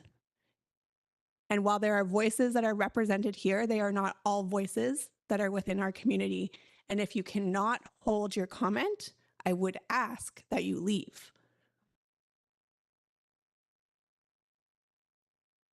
Okay, council. Yes, go ahead, Ms. Lundy. Mayor Herford, if possible, could staff have a 10-minute recess? We would like to discuss and make sure we have clarity on the question around the parking and the speed calming. Thank you. Okay, yeah. And if we can, rather than Ms. Vengi and I whispering back and forth trying to figure it out, I'd like to speak to her offline, and then we'll come back in 10 minutes and clarify that for council, which would inform the rest of your tactics conversation. Thank you. We did have a motion that hasn't been seconded. I just wanted to deal with that first, but then I think that's wholly appropriate before we tackle the remaining piece here around tactics. So we had a motion put forward by Councillor Greenlaw. Is there a seconder for the motion? May I request that Councillor Greenlaw repeat her motion, please? Yes, absolutely. I'd like to make a motion that we have a committee of the whole conversation about options for amending bylaw 2829 to discuss the removal of the language pertaining to sleeping in vehicles, and I'll speak to it if seconded. Are you seconding that? Okay, go ahead, Councillor Greenlaw. Thanks. In the last 4 years since this bylaw was amended to include this language, we have not seen a decrease in vehicle residents, which is to say the bylaw has not deterred sleeping in vehicles. Instead, it has served to make sleeping in vehicles less safe and less comfortable for those who are choosing this lifestyle, and perhaps worse for those who are living in vehicles out of necessity.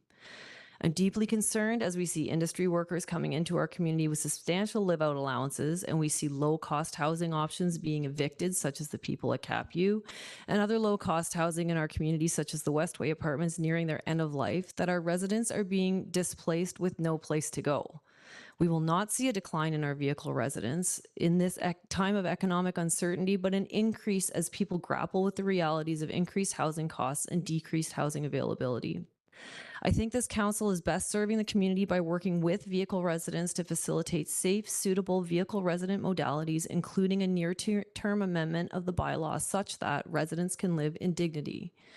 Our affordable housing solutions cannot lie solely with new developments at a cost of $400 a square foot.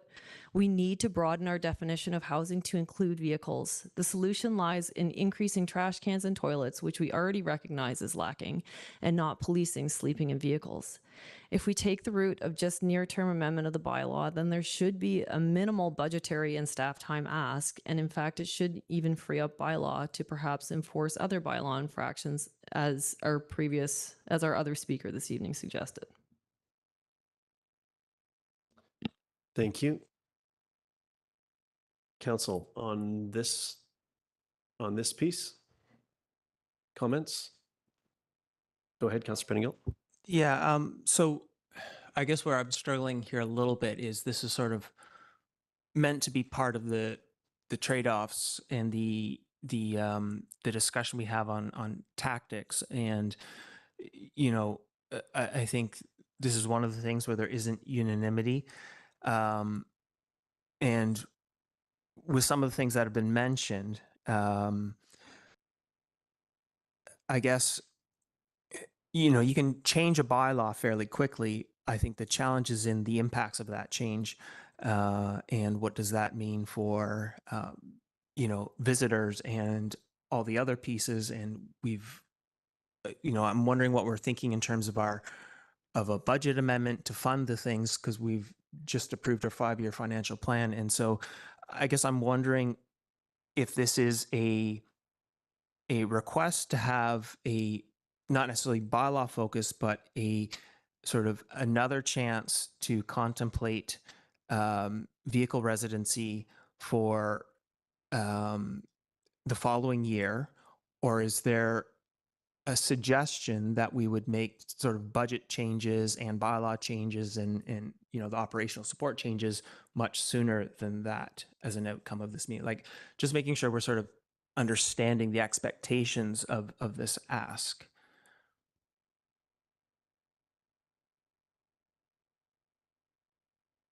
I suppose that was a question of clarity to the mover.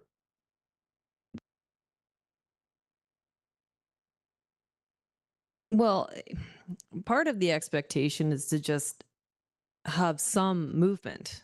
It's been a stagnant conversation for years now, and it can't remain so. Obviously, just amending the bylaw is not the ideal outcome and the ideal solution, but it is something that we can do rapidly. It is something that was done rapidly in the past, which has led us to this situation. And it buys us some time that we can get some sort of other solutions in place, like safe lots, like permit systems, like something that could actually generate income for our community and have these members paying into effectively a tax base. It's just like, I just want to move forward with it. And this is a low monetary, low staff ask. And it is a precedent that we had before the amendment of the bylaw in 2019. So, I just think it's actually doable. Okay. Other comments on this? Councillor Stoner? Thank you, through the chair. I won't be supporting the motion on the floor because I don't think a temporary or a minor amendment to the bylaw is actually all that useful at this point. While it can happen relatively quickly, the actual implication of bylaw is how it is enforced, and the impact that it has on the people that the bylaw or the behavior is trying to change. The bylaw amendments that were made a few years ago were intended to be able to give tools of enforcement that did not previously exist to address problematic behavior. And yes, the bylaw wording itself does not reflect that, but the policy that we have around enforcement of bylaws and complaints does speak specifically to that.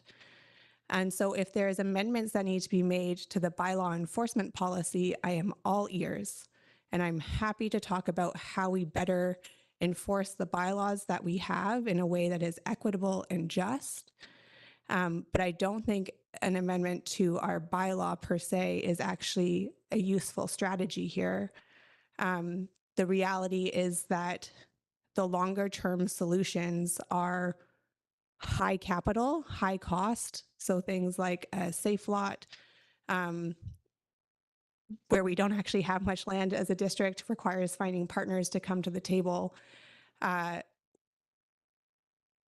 They are longer term solutions that take a lot of staff time, a lot of staff capacity, that require trade-offs that I don't think will actually solve many of the issues that I've heard raised by the Vehicle Residents Association, as well as those who are living in vehicles more broadly. It will work for some, but it won't work for all. And so finding an effective solution that will actually address the variability in the challenges that we're seeing with folks who are living in vehicles for the diversity of reasons that they're living in vehicles, which is then amplified on a seasonal nature by people who come and visit in vehicles, is really complex.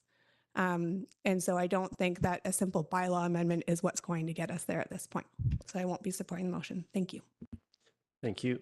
Councillor Hamilton? Thanks.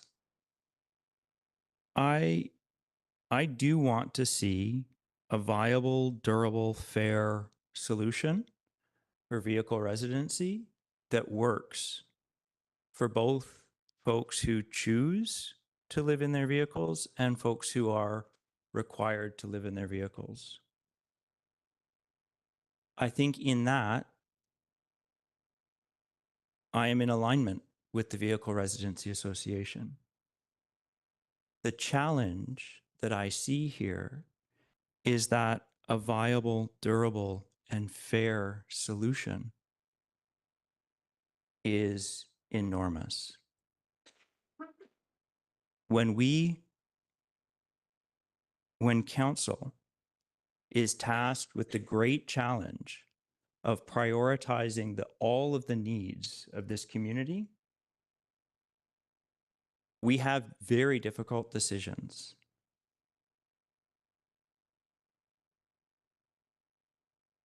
And one of those is to put some priorities ahead of others. Those decisions will harm, no matter what those decisions are. They will harm some segment of our population, some segment of our community. And our challenge is to empathetically, but rigorously,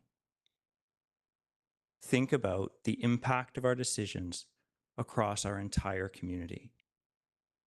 I want to find a durable solution, but I don't see us having the capacity to find that solution in the short term. Thank you. Sorry, this is one of those procedural bits where we're voting on a piece, so this is debate amongst us, and there's not opportunity for public to participate in this piece, or staff for that matter. This is a council fashion.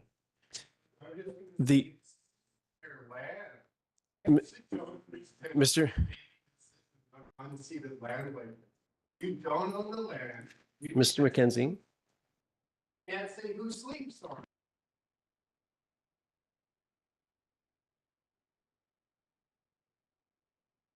it. It's land. Mr. But it's not your land. Mr. Okay. So we do need to, these are challenging and emotionally charged discussions, and we need to maintain some order so we can get about doing this important work. So sorry, I lost track a little bit there. Thank you for the comment. I think you've probably, I'm going to go back to Councillor Greenlaw, but I think that's going to be your last opportunity to speak to this before we vote. Would you like to wait until other comments to use that, or would you like to have a rebuttal now? Councillor Penningham. Yeah, I'm a little bit torn. I guess I feel like it would be more realistic where we are, given all the other discussions we've had, to maybe have a discussion about enforcement policy changes, and that seems something achievable and possibly worthwhile. I think if we want to entertain the idea of a more substantial rework of bylaws and the resources and enforcement changes and so on, visitor management changes and so on, I would suggest that we might want to defer then the tactics we've talked about, because to my mind that implies a significant difference in tactics, and I don't want to just sort of say, well, yeah, we can have a committee of the whole discussion on the topic. I mean, we could, but I don't want to give an unrealistic expectation of what an outcome of that could be. I think if we were to focus the discussion on possibly an enforcement policy for this year and to continue having one-on-one discussions and other discussions, then we can reconsider tactics and budgets and so on as we head into the following year. So that's sort of where my head is at the moment, but I'll leave that for others to speak for now. Thank you. Any other comments on this? I feel I'll make some comments and I'll come back to you for a final word before I call the question. Councillor Greenlaw, I see your hand. I think that to positively impact this, and this being the complexity of the situation around that's exacerbated with the visitor management aspect and so on, I do think that this needs to be tackled in its entirety. And this was a decision that we made as part of a strategic plan, which we just voted on, to not make that trade-off as it was presented. So I'm not inclined to support this at this point in time. I'd also like to point out our need to be strategic with our resources, including our time at this table. Quickly checking with staff as to the next, if a new topic was to come forward to be referred to a committee of the whole, we're approaching the end of July for next availability of committee of the whole. So we have a tremendous amount of business to move through, and a lot of it working on affordable housing, and which is a priority that we hear repeatedly from our community quite broadly. So for me, this debate was part of that strategic plan piece, and and that's where that decision was made for me. So I won't be supporting the motion at this point. Councillor Greenlaw, final word to you, and I'll call the question. Yeah, just to Councillor Stoner and Hamilton's points, some of these long-term options are big asks financially and in terms of staff's time, which puts us in a classic catch-22 scenario. It's too expensive to commit to the long-term solutions, and the interim solution is not perfect, though I might point out it is fairly reversible if necessary. But the long-term solution is too expensive, and the short-term solution is not perfect, so it just gets kicked down the road and never actually addressed. And perhaps perhaps my colleagues can recommend an amendment to the bylaw that addresses the problematic behavior instead of the sleeping in vehicles. I'm happy to entertain that motion. And I think the members in our gallery would disagree that the bylaw being amended would not make a big impact on their lives. And that's all I have to say. Thank you. With that, I'll call the question. All in favor and opposed? Councillor Anderson, Hamilton, Pettingill, French, and Stoner opposed, and Mayor Herford as well. Motion fails. Thank you. Now we're on to the remaining piece, and staff timeout for this one to address some things around the tactics. Okay, thank you. So did you say, sorry, Ms. Glenn, did you say 10 minutes? Is that what you were looking for? Okay, we'll come back at quarter after. Thank you. We'll deal with that remaining motion.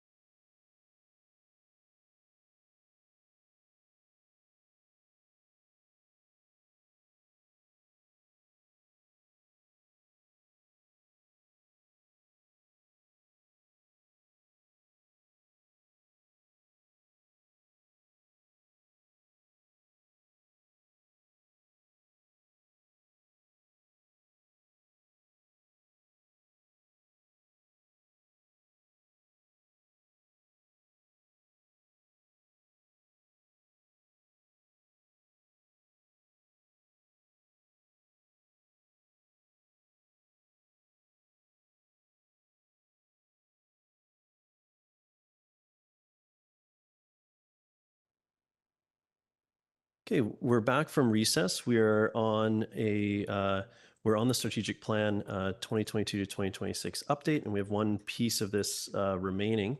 And this is the staff recommendation we have before us, is to endorse the strategic plan priority tactics as provided in the report. Ms. Condi, do you have any, after that timeout, do you have anything to report before we consider a motion? I do, Mayor Herford, thank you.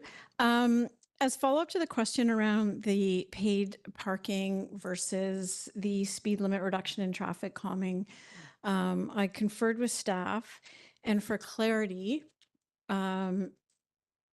paid parking can be implemented by 2025 if the current scope that exists for that project is reduced. So some paid parking. So in its current form, that project cannot be implemented to its full extent by 2025.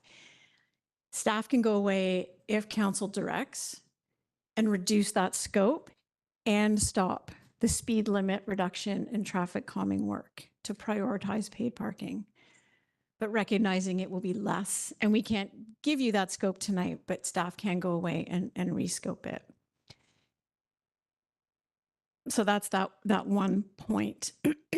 And further, in terms of asking council to endorse priority tactics, probably repeating myself, but just for some clarity and to summarize, the purpose of this process this year is really getting away from oversubscribing what staff can deliver, aligning with council on what we do deliver to make sure that we meet council's vision of the strategic plan objectives. There's nothing frivolous on these list of tactics that originally were more than 115. That's not the discussion. The discussion is, of all of these important things, what do we need to prioritize within our time limits, our staff limits, and our financial limits to best meet council's direction for this term. Thank you. Thank you. I have some questions around the paid parking piece. I remember this conversation where, and one of the ways I rationalized where we got to without remembering the specifics of all the comments around the table was when I think about paid parking and the demand management aspects of that, and we have heard from some folks in our community the challenges that they have around parking. The other piece was really, to me, life safety around the speed folks are traveling and address another area that we've heard a lot of concerns around the community. So and I think there was I remember some discussion around doing a little of both and seeing how far we can get. And I feel like we're talking about here is kind of that. So in a scale, I just want to make sure we revisit this correctly. So in a less scope of some sort in the parking, we would still need to set aside the complete project around traffic calming initiatives, including speed reduction and so on. Is that still the choice you're making, or are we proposing a little bit of both? The former is correct. A little bit of both is still not on the table, because to send staff away to rescope two projects and do a little bit of both will not provide any kind of substantive outcome for either one of those tactics. However, with the paid parking,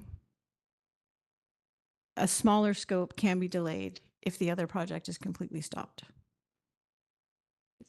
Okay, and if we were to approach it I'd like to invert those just for the discussion. If the choice around the table is to pursue the traffic calming piece, I see that as one, if the purpose of doing that is to improve safety on our streets and interactions between vehicles and vehicles, but also vehicles and pedestrians and cyclists and so on.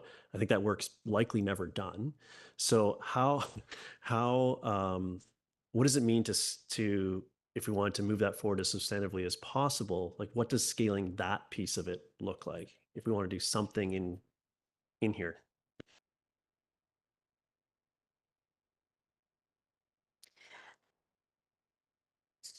to invert what you're saying, to continue with the speed limit reduction and traffic calming policy and implementation, the parking implementation and paid parking can still go forward. It just will not be complete by 2025. So it's the timing. So they can move forward concurrently, but the paid parking will not be done before the end of this term.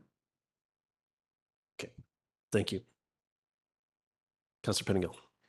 Yeah, just coming back to the contemplation of a reduced scope on paid parking.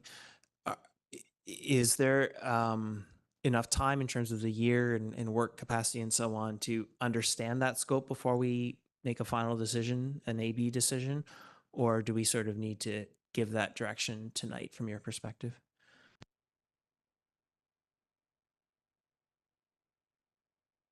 Through the mayor, we need that direction tonight, even though we can't tell you exactly what the reduced scope would look like, so that we can take resources away from the speed limit reduction and traffic calming towards that scoping and implementation of that plan.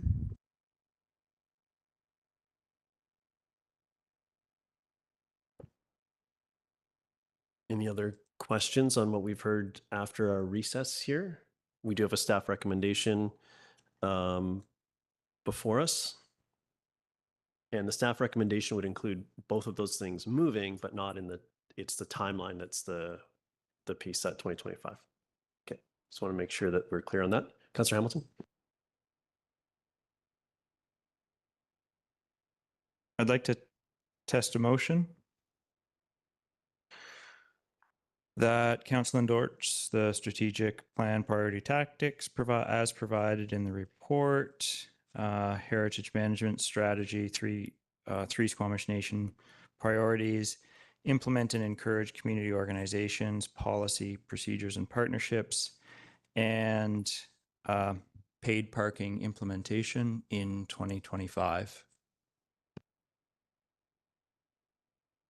Is there a seconder for that? Are you seconding that, Councillor Stoner? Would you like to speak to it? Upon reflection in what impact these decisions have on our community, these are two important things, and I would absolutely like to see both of them move forward. But as we know, we can't see everything moving forward. In my short time here on council, I have seen a lot more consternation and a lot more challenge that can be potentially resolved through paid parking. I absolutely recognize that it will be a challenging and contentious issue throughout our council term, should we choose to go down this road. But I think that it is an important avenue to go down, and I think we should go down it sooner rather than later. Other comments on this? Go ahead, Councillor Stoner. Yeah, thank you. Through the chair, I'll support the motion on the floor as presented with the priority tactic areas. I think implementing the 3 Squamish Nation related priorities for the heritage strategy implementation makes good sense if we can leverage some of the ongoing work. And I think some of it does dovetail into the work that is happening with the Squamish Housing Action Plan. The implement and encourage community organizations, policy and procedures and partnerships, I think is really critical to the effectiveness of how local government works in partnership with community in an effective and efficient way. And so I'm happy to see that work elevated. And appreciate my council colleagues' suggestion of moving forward with paid parking scoping and implementation earlier rather than later, because I think that this is one of those ones where we can actually have tangible progress and outcomes that are delivered. They aren't necessarily going to be easy solutions, but they are, I think putting a price on parking is one of the things that we hear the most about around this table. It's one of the things that creates equity in the system in terms of people paying for using space that they otherwise collective or public space that is otherwise seen as free, and based on early revenue models would actually be able to generate some revenue in order to address some of the issues that we do see within community in terms of active transportation options, limiting speed reduction. I do want to also recognize that those are difficult trade-offs to make. Speed limit reduction and traffic calming policies are the other thing that we hear a lot about across our community, and the challenges are the same whether you live in Brackendale or Valleycliff. There are some great examples of an April Fool's prank that was played down in Granville Island yesterday, where pedestrians were actually holding foam bricks as an effort to try and get cars to slow down. And that is the stretch at which we are going to try and get people who drive vehicles to slow down. And so I'm not sure that just changing our speed limit signs is going to do that in and of itself. That is a huge piece of work that requires behavior change that I don't think we're fully equipped to understand what the implications are. So I'll support this direction. Thank you. I'd like to propose that an amendment to the motion where we sever we deal with the speed limit reduction, traffic calming policy, and parking separate, as I think that warrants its own discussion as much as it's part of the strategic plan. If there's a seconder for that, it's like by Councillor French. Thank you. I think that this is to give myself and others on council the opportunity to support overall the other actions that are here, and we'll, with the freedom to pick on the one piece that sort of has emerged throughout the conversation today. So this is on anyone have any comments on further comments on the amendment? So with that, I'll call the question on the amendment as all in favor. Thank you. So now we're speaking to, I'll work with legislative services to make sure that we make an appropriate, or give Councillor Hamilton likely the appropriate opportunity to make that motion again with the trade-off, but we'll just speak to the piece without that trade-off at this point, if that am I clear to everybody? So speaking in support of the motion, I think the strategic plan is one of the main drivers of our work, and every tactic on here represents a challenging decision and investment for us to make as a community to really move the needle forward in a meaningful way, with inside the context of the day, and which includes the capacity of the organization to do work. So I really appreciate all the council work that's gone into getting us to this point, and the staff lens so we can be realistic with ourselves and our community about where our capacity lies as we do our work. So I'm happy to support the tactics. I look forward to the upcoming separate discussion on that one particular tactic. Councillor Penigo, yep. Yeah, I will support this. And, this was a couple things I just want to call out. The one, the reason I separated out this piece or didn't move this piece originally is because I don't think there's unanimity on some of the tactics, and I'm a bit uncomfortable dictating some of these tactics. I think, though, I recognize that despite some disagreement, this is sort of overall where we landed as a group, with some, small differences of opinion. I think, just in respect to the folks that are joining us tonight, I don't think from my perspective, the discussion on vehicle residency is resolved or closed. I feel that some of the, what's contemplated in our discussions thus far is more substantial, and maybe and likely not achievable in this time frame.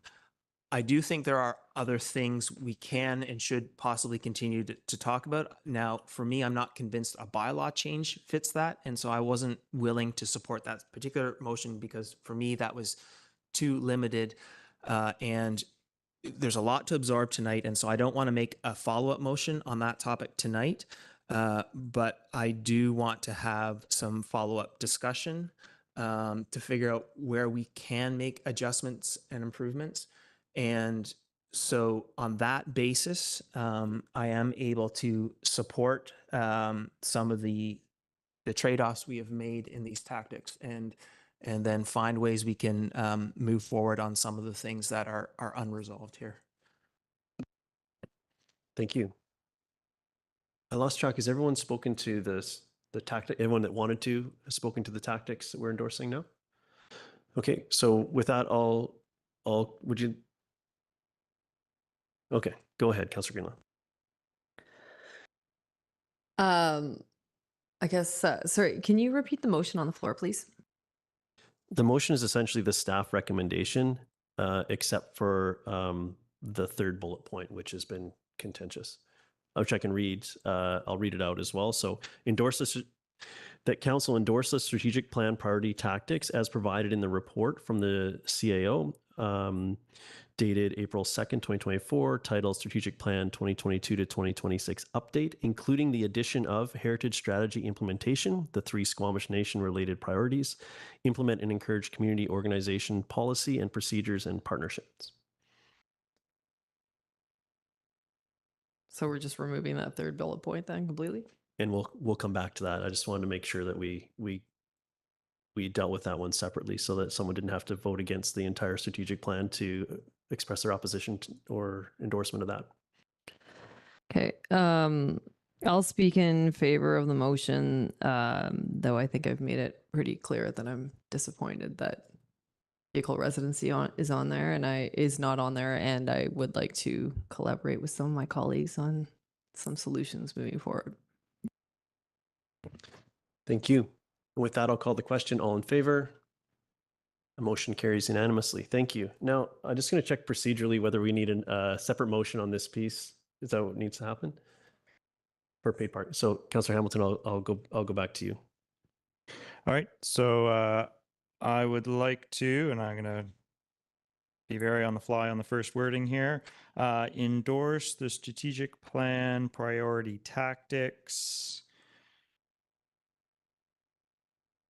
I think just to include. To include. Thank you. I think I was going to try to put a date there, but nope. I had to put my mic. Okay. To include paid parking implementation by 2020, the end of 2025. Thank you. Does that make that good for the minute taker? Okay. Is there a seconder? Seconded by Councillor Stoner. Would you like to speak to it again? We can just on this particular piece. No, you're okay. Councillor Pettingill.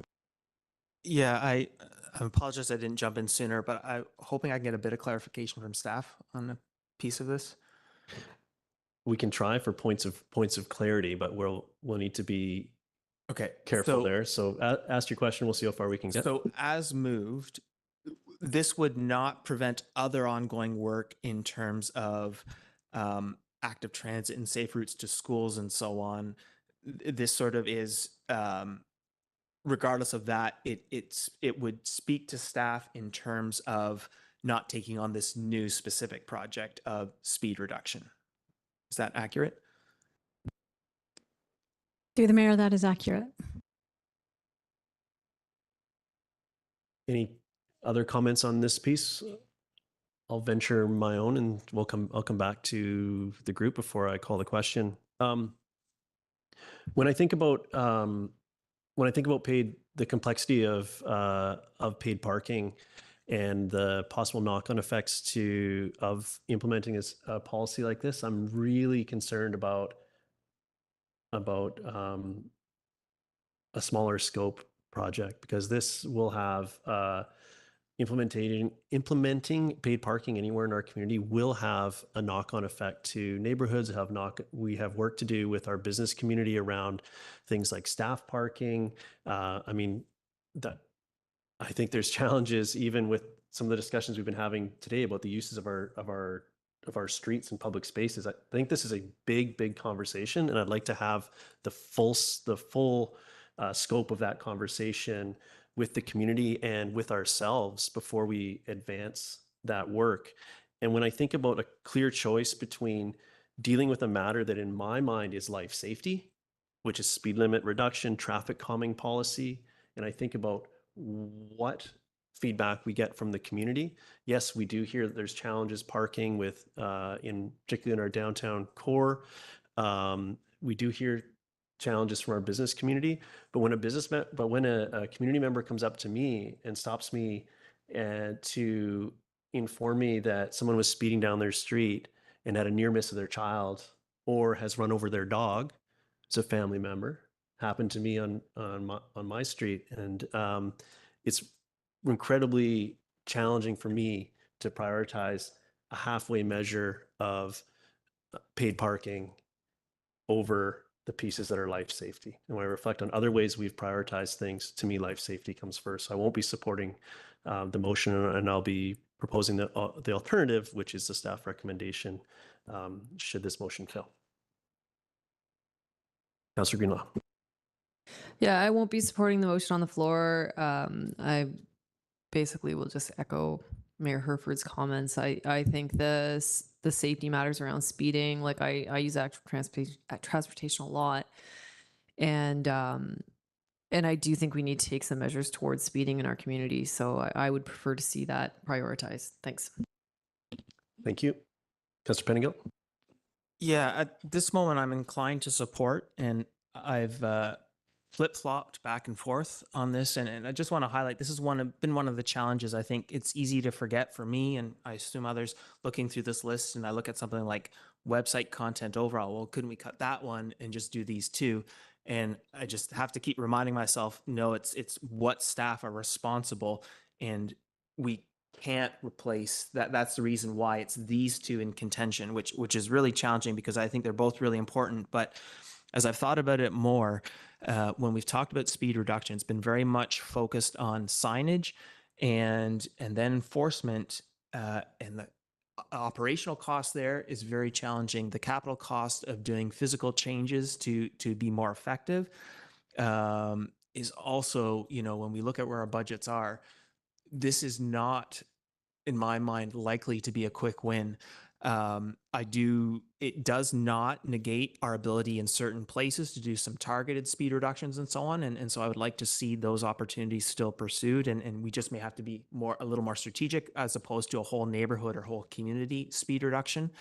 And that may be where we are. I think what's interesting, I'm a little bit hesitant because I don't know the scope. And in the back of my mind,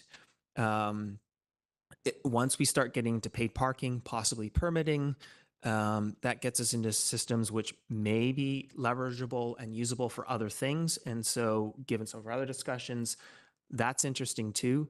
And so can we achieve multiple goals with this? Again, we may not with a reduced scope. We'll have to see, but I think those are my reasons for landing in support of this tonight. Okay, thank you. I have Councillor French, then Councillor Stoner. Thank you, Mayor. Total game time decision for me on this one. I talk often about how there is no free parking, where people park their cars and they do not pay anything to park that vehicle in that spot. Somebody is paying for it. And I do want us as a community to extract revenue out of that currently free parking. When I then think about speed limits and the work that we've already done on this project, it takes me immediately to the young school kids who live in my complex and walk along Government Road to Mountcomb Elementary School. I'm outside of the school speed limit of 30 kilometers. There's a significant stretch of road where those students are walking and vehicles are traveling at well over 50 kilometers an hour. I want to protect those kids. I won't be supporting the motion. Thank you, Councillor Stoner. Thank you. Through the chair, while this is a prioritization exercise, I think I've heard from staff that eventually both will happen. It's a matter of which one happens first at this point. And we continue to invest in our active transportation infrastructure, in our general enforcement of things like neighborhood ways. I think one of the challenges that I have with the speed limit reduction and traffic calming policy work is that it's not going to save lives in the next year. It's work that we continue to do to try and make our streets more safe for different types of road users. It's really, really challenging behavior work, and it's ongoing. A lot of it has to do with changing the way that roads are built, the amount of road space that is available for different users. And so the policy in and of itself, we've seen it in neighborhood ways, doesn't slow people down just because you change the street sign that says you need to go 30 kilometers an hour. Ideally, it helps to bring the average speed down a little bit, but without that additional money behind it for enforcement and or for street improvements, it's not going to have, I don't think, the intended results that I've heard my council colleagues try and achieve, at least in the short term. And so that's where my continued tension is. I've mentioned it before, these are both important projects, but I think one has a more clear outcome and impact than the other. Thank you. I think the last point I'll make on this is that in the time of rapid development that we've been seeing, I think there's a lot of opportunity to implement the recommendations of the speed limit reduction and traffic calming policy implementation is the title that we're the title that was presented, and I think that if those solutions are surfaced as early as possible, I would say that they're quite likely to be implemented in short order when the opportunity presents itself to do so. So implementation is part of this, and that's maybe that's my point. I see no other hands on this. I'll call the question. All in favor? And opposed? Councillor Anderson, Mayor Herford, Councillor Greenlaw, Councillor French opposed. Motion fails. So I'll try the motion, which would be that council endorse a strategic plan party tactic to be included in the strategic plan 2022-2026 update, including speed limit reduction and traffic calming policy implementation. I'll speak to it if it's seconded. Seconded by Councillor Greenlaw. I won't actually speak to it. I think I've spoken to this in a previous motion, so thank you for that. Other comments, though? Councillor Hamilton? I will be supporting the motion on the floor. I think this is actually a good example of how our council has considered a topic, continues to consider topics, can disagree on topics, and then support each other when the vote is had, when the vote is made. I do sincerely hope that that speed limit reduction implementation really does help make our streets safer. It is something I value. It is something I think we should do. So I do support the motion on the floor. Thanks. Thank you. Councillor Pettingill. Yeah, and just to provide clarity, likewise I will be supportive. My preference this evening was to actually pursue the paid parking as the priority, but like I said, both are really important, and with that motion failing, I think it only makes sense then to support this, and so I will do so. Thank you. Other comments? Okay, with that, I'll call the question. All in favor? Motion carries. Thank you. Thank you, Council. I appreciate the working through the challenging discussion and resolving those points where we needed to. Next item of business is on to item is that 10B, which is appointment of approving officers. I wouldn't think that there's a presentation on this. It's just appointment. So moved by Councillor Stoner, second by Councillor French. All in favor? Motion carries. Thank you. We had no late agenda items, but we do have correspondence action requested.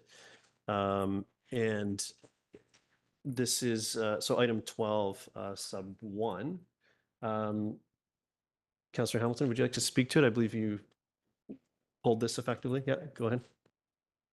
Yeah, thanks very much. This communication is respecting safety concerns in the eagle viewing area on Government Road. I think this is an example of a member of our community identifying a challenge, identifying a hazard that they see, and proposing what appears to be a reasonable solution. And I'd like to hear from staff. I'd like to have staff consider whether this is in fact a reasonable solution or what the challenges are. I recognize that staff can't respond to every single email that comes in, and they need to engage through the direction of council. So should there be no other comments on this, I would put forward a motion to put this to staff to consider the recommendation from Mr. Simmons. So before you make that motion, I'm going to assume that was just foreshadowing for Ms.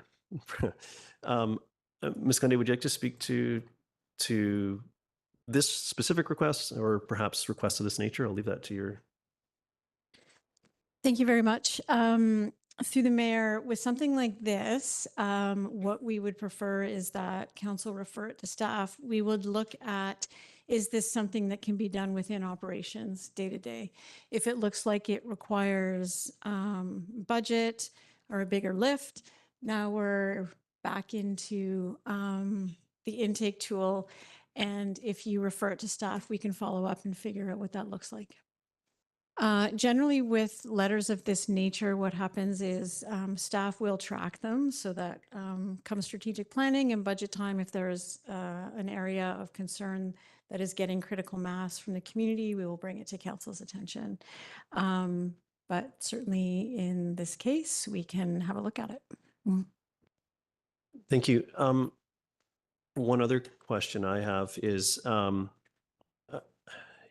sort of this duplication of efforts. I know that this area has already received a lot of study through the Eagle Viewing Area Sachem Reserve work that was done jointly with the nation, and there's sort of aspirations for what the future state of that area will look like, which addresses some of these concerns. And I just wondered how that in our strategic plan, there was the Eagle Viewing Area Sachem Reserve Dike feasibility plan, and just sort of the gap between that being realized at some point and where we are today, and that I suppose how, again, just in the general sense, I don't want to get to directing work on this piece, but just that area, like, could you speak to sort of the complexities there in the work that is sort of already in motion to address some of these issues? Thank you, Mayor Herford. Yeah, certainly complex is the right word when you look at that whole area, and particularly around the parking. We've had a lot of feedback from the community that it's challenging, it's congested, it feels unsafe for some folks. So I can't speak right now. I wouldn't want to speak out of turn on all of the projects that are looking at this area. But in terms of referring this letter to staff, what I would do is have those staff working on it, put it up against the work that's already happening. Where does this fit? Does it make sense? Is it part of it? Will it be solved in the future? Which is part of why I recommended that council put this on the agenda so that we could bring it to that project, those projects involved. And if it is absolutely different, then again, we'll have a look at that as well. But it's an area that has drawn a lot of feedback already. This is not an outlier. Okay, thank you. Any other questions or comments on this before we'll go to a motion, and everyone will have an opportunity to comment on the motion? Go ahead, Councillor. All right, I'd like to make a motion that Mr. Simmons' Eagle Viewing Area Safety Concern and Recommendation Communication be referred to staff. Thank you. Seconded by Councillor French. Would you like to speak to it? You're good? Okay. Any other comments? We'll go Councillor French and then Councillor Stoner. Thank you, Mayor. This area is fairly close to my home, so I spend a bit of time at this spot. And when I saw this letter, what struck me was here is a resident who has a complaint, a concern, and is airing it and coming with what, to my eye, looked like a potentially viable solution. So I want to thank the resident, Mr. Simmons, for bringing it in this way, in what I consider a constructive way. It is an area where there is signage that is ignored on a regular basis. There's a lot of towing that happens at this location, and it's a pinch point for cyclists. So I'm happy to support sending this to staff for a closer look and analysis. Thank you, Councillor Stoner. Thank you. I also support sending this to staff or referring it to staff for review. At the very least, I think even just changing out the current signage that says no parking on pavement to simple signage that says no parking could help clarify, because I see a lot of people literally standing there and saying, oh, my tires are no longer on the pavement.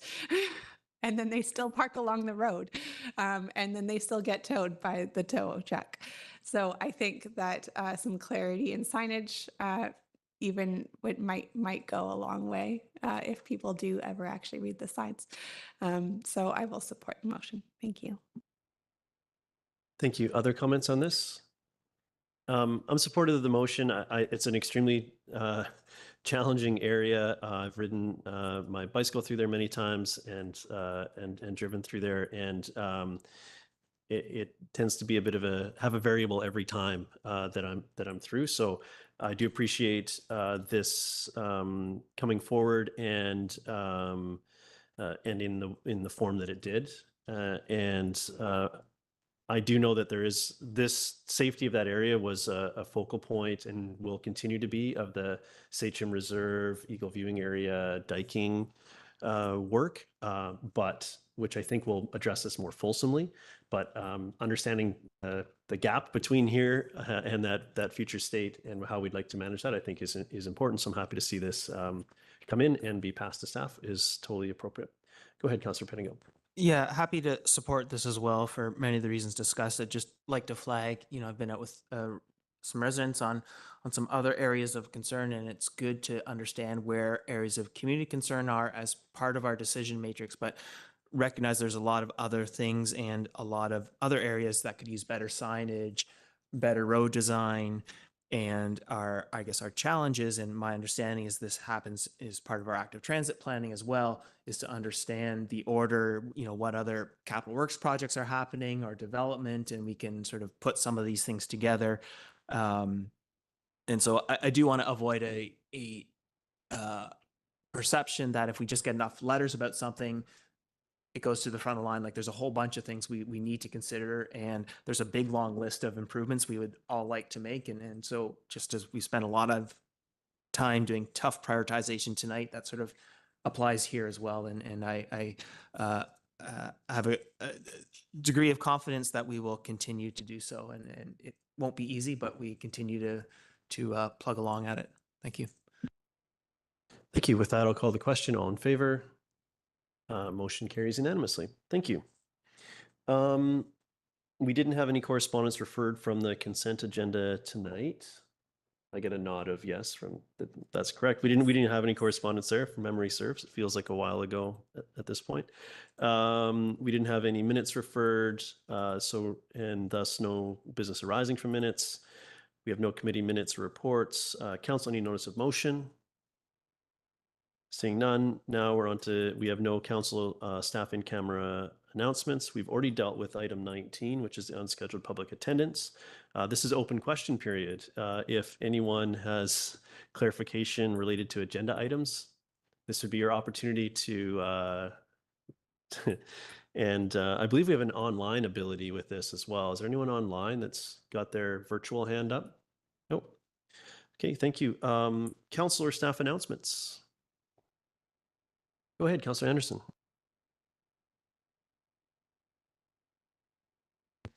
Thank you. Last week, Wednesday and Thursday, over 2 full days, Squamish hosted 3 busloads of students from BCIT, Forestry and Natural Areas Management faculty, plus faculty members, and indeed also BCIT senior academic administrative staff.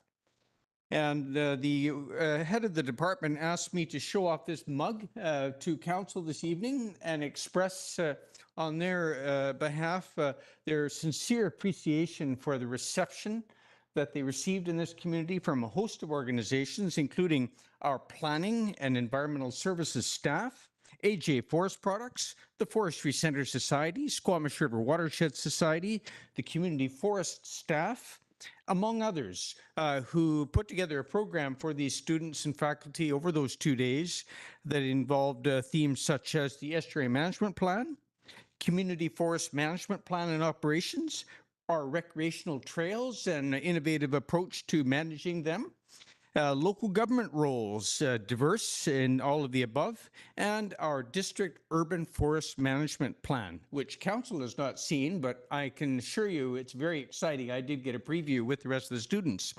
So why is this important? Well, Squamish is definitely a venue with many initiatives and organizations to showcase, and we should and are continuing to build on our study visit hosting efforts, and there will be indeed diverse benefits that come from such visits. So on behalf of BCIT and their students, they really like their visit here in Squamish, and they'll be back again. Thank you, Councillor Anderson. Councillor French. Thank you, Mayor. Quickly wanted to share with council and the community that I had a very productive meeting with Marlene Russell and Ross Dixon. Marlene is the president of the newly renamed Squamish 55 Plus Society, and Ross is vice president. It proved to be a valuable relationship development meeting, and we also spent some time talking about the lawn bowling facility downtown, a piece of infrastructure that's important to seniors and an asset that many are looking forward to using as soon as possible in the future. So, and out of that meeting, I'm looking forward to a productive future filled with collaboration between the District of Squamish and the newly renamed Squamish 55 Plus Society. Thank you very much. Councillor Pettingill. Yeah, a couple things. We did have our regional district meetings this past week, and I'm hoping one of my colleagues can jump in with anything I forget here, which will probably be most of the things.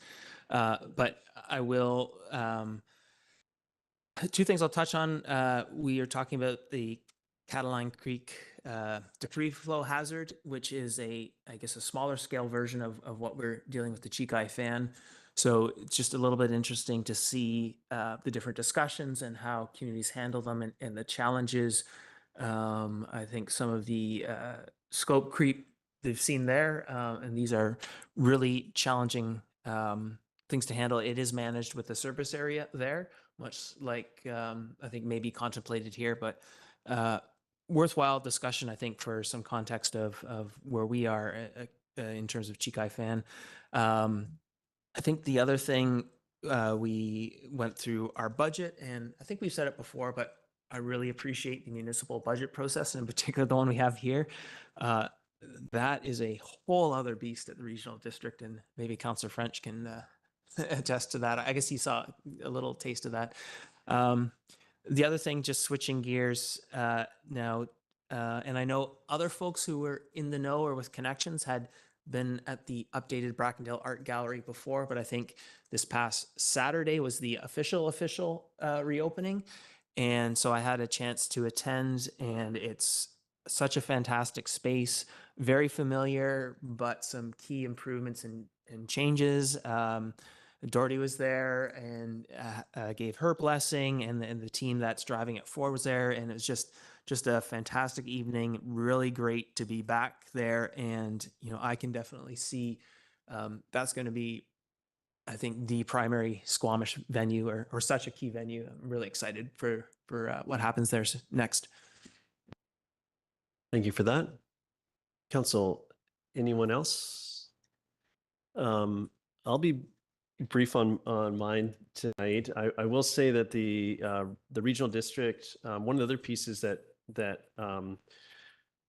took a lot of capacity, I think, or a lot of time at the regional district was sort of wrestling with the aftermath of the fires is it Area B? Get the lettering. That's Area A. So Gun Lake and adjacent area. Just really, really challenging and for the property owners, whether it's residents or folks that own vacation properties there. And I think between the fire discussion and the debris flow discussion, just starting to think about some of the challenges that we have as a province to address the risks that just are inherent with the types of terrain that we've chosen to inhabit. So we come here for the mountains, and the mountains have been moving and evolving their whole existence. And so I think I hope that Squamish doesn't need to deal with a fire, but I also think that with the conditions that we've seen, it's been quite remarkable. We haven't had closer brushes. I know that we've been doing emergency preparedness and fuel management and so on, but the impacts of such an event aren't just the structures. The folks affected have wear the scars of it as well, and it's quite very challenging situation. So I'd say those are the two biggest pieces there, and yes, the budget is incredibly complex, but I'm happy to get that across the line. I will say I guess the main thing to report out is we had the mayor's drop-in on the 20th, where we focused on I felt that it was appropriate given that the sun supposedly has come out and where people are reemerging. Maybe the folks that are more seasonal in their active transportation are coming out are starting to come back out, and to support the ongoing work with the traffic safety piece, which we've discussed at length earlier tonight. It was great to have some of our staff members responsible for those things, and RCMP had a representative as well. And it was a good discussion with the community around where how all of our policies, and including police resources, are allocated to keep our community safe. So it was a great discussion. I don't know. I haven't nailed down the next topic for a mayor's drop-in, so I'd be open to council input into that. But I encourage the community to come out to those when it's possible, as they're generally they're quite productive, I find. And that's it for my update. Anyone have anything else? No. Okay, so now we're on to we're looking for a motion to close, please. Moved by Councillor Stoner, second by Councillor Hamilton. All in favor? Motion carries. Okay, so we'll recess for 15 minutes to clear the room, and then we'll reconvene in the close to look after last items of business for tonight.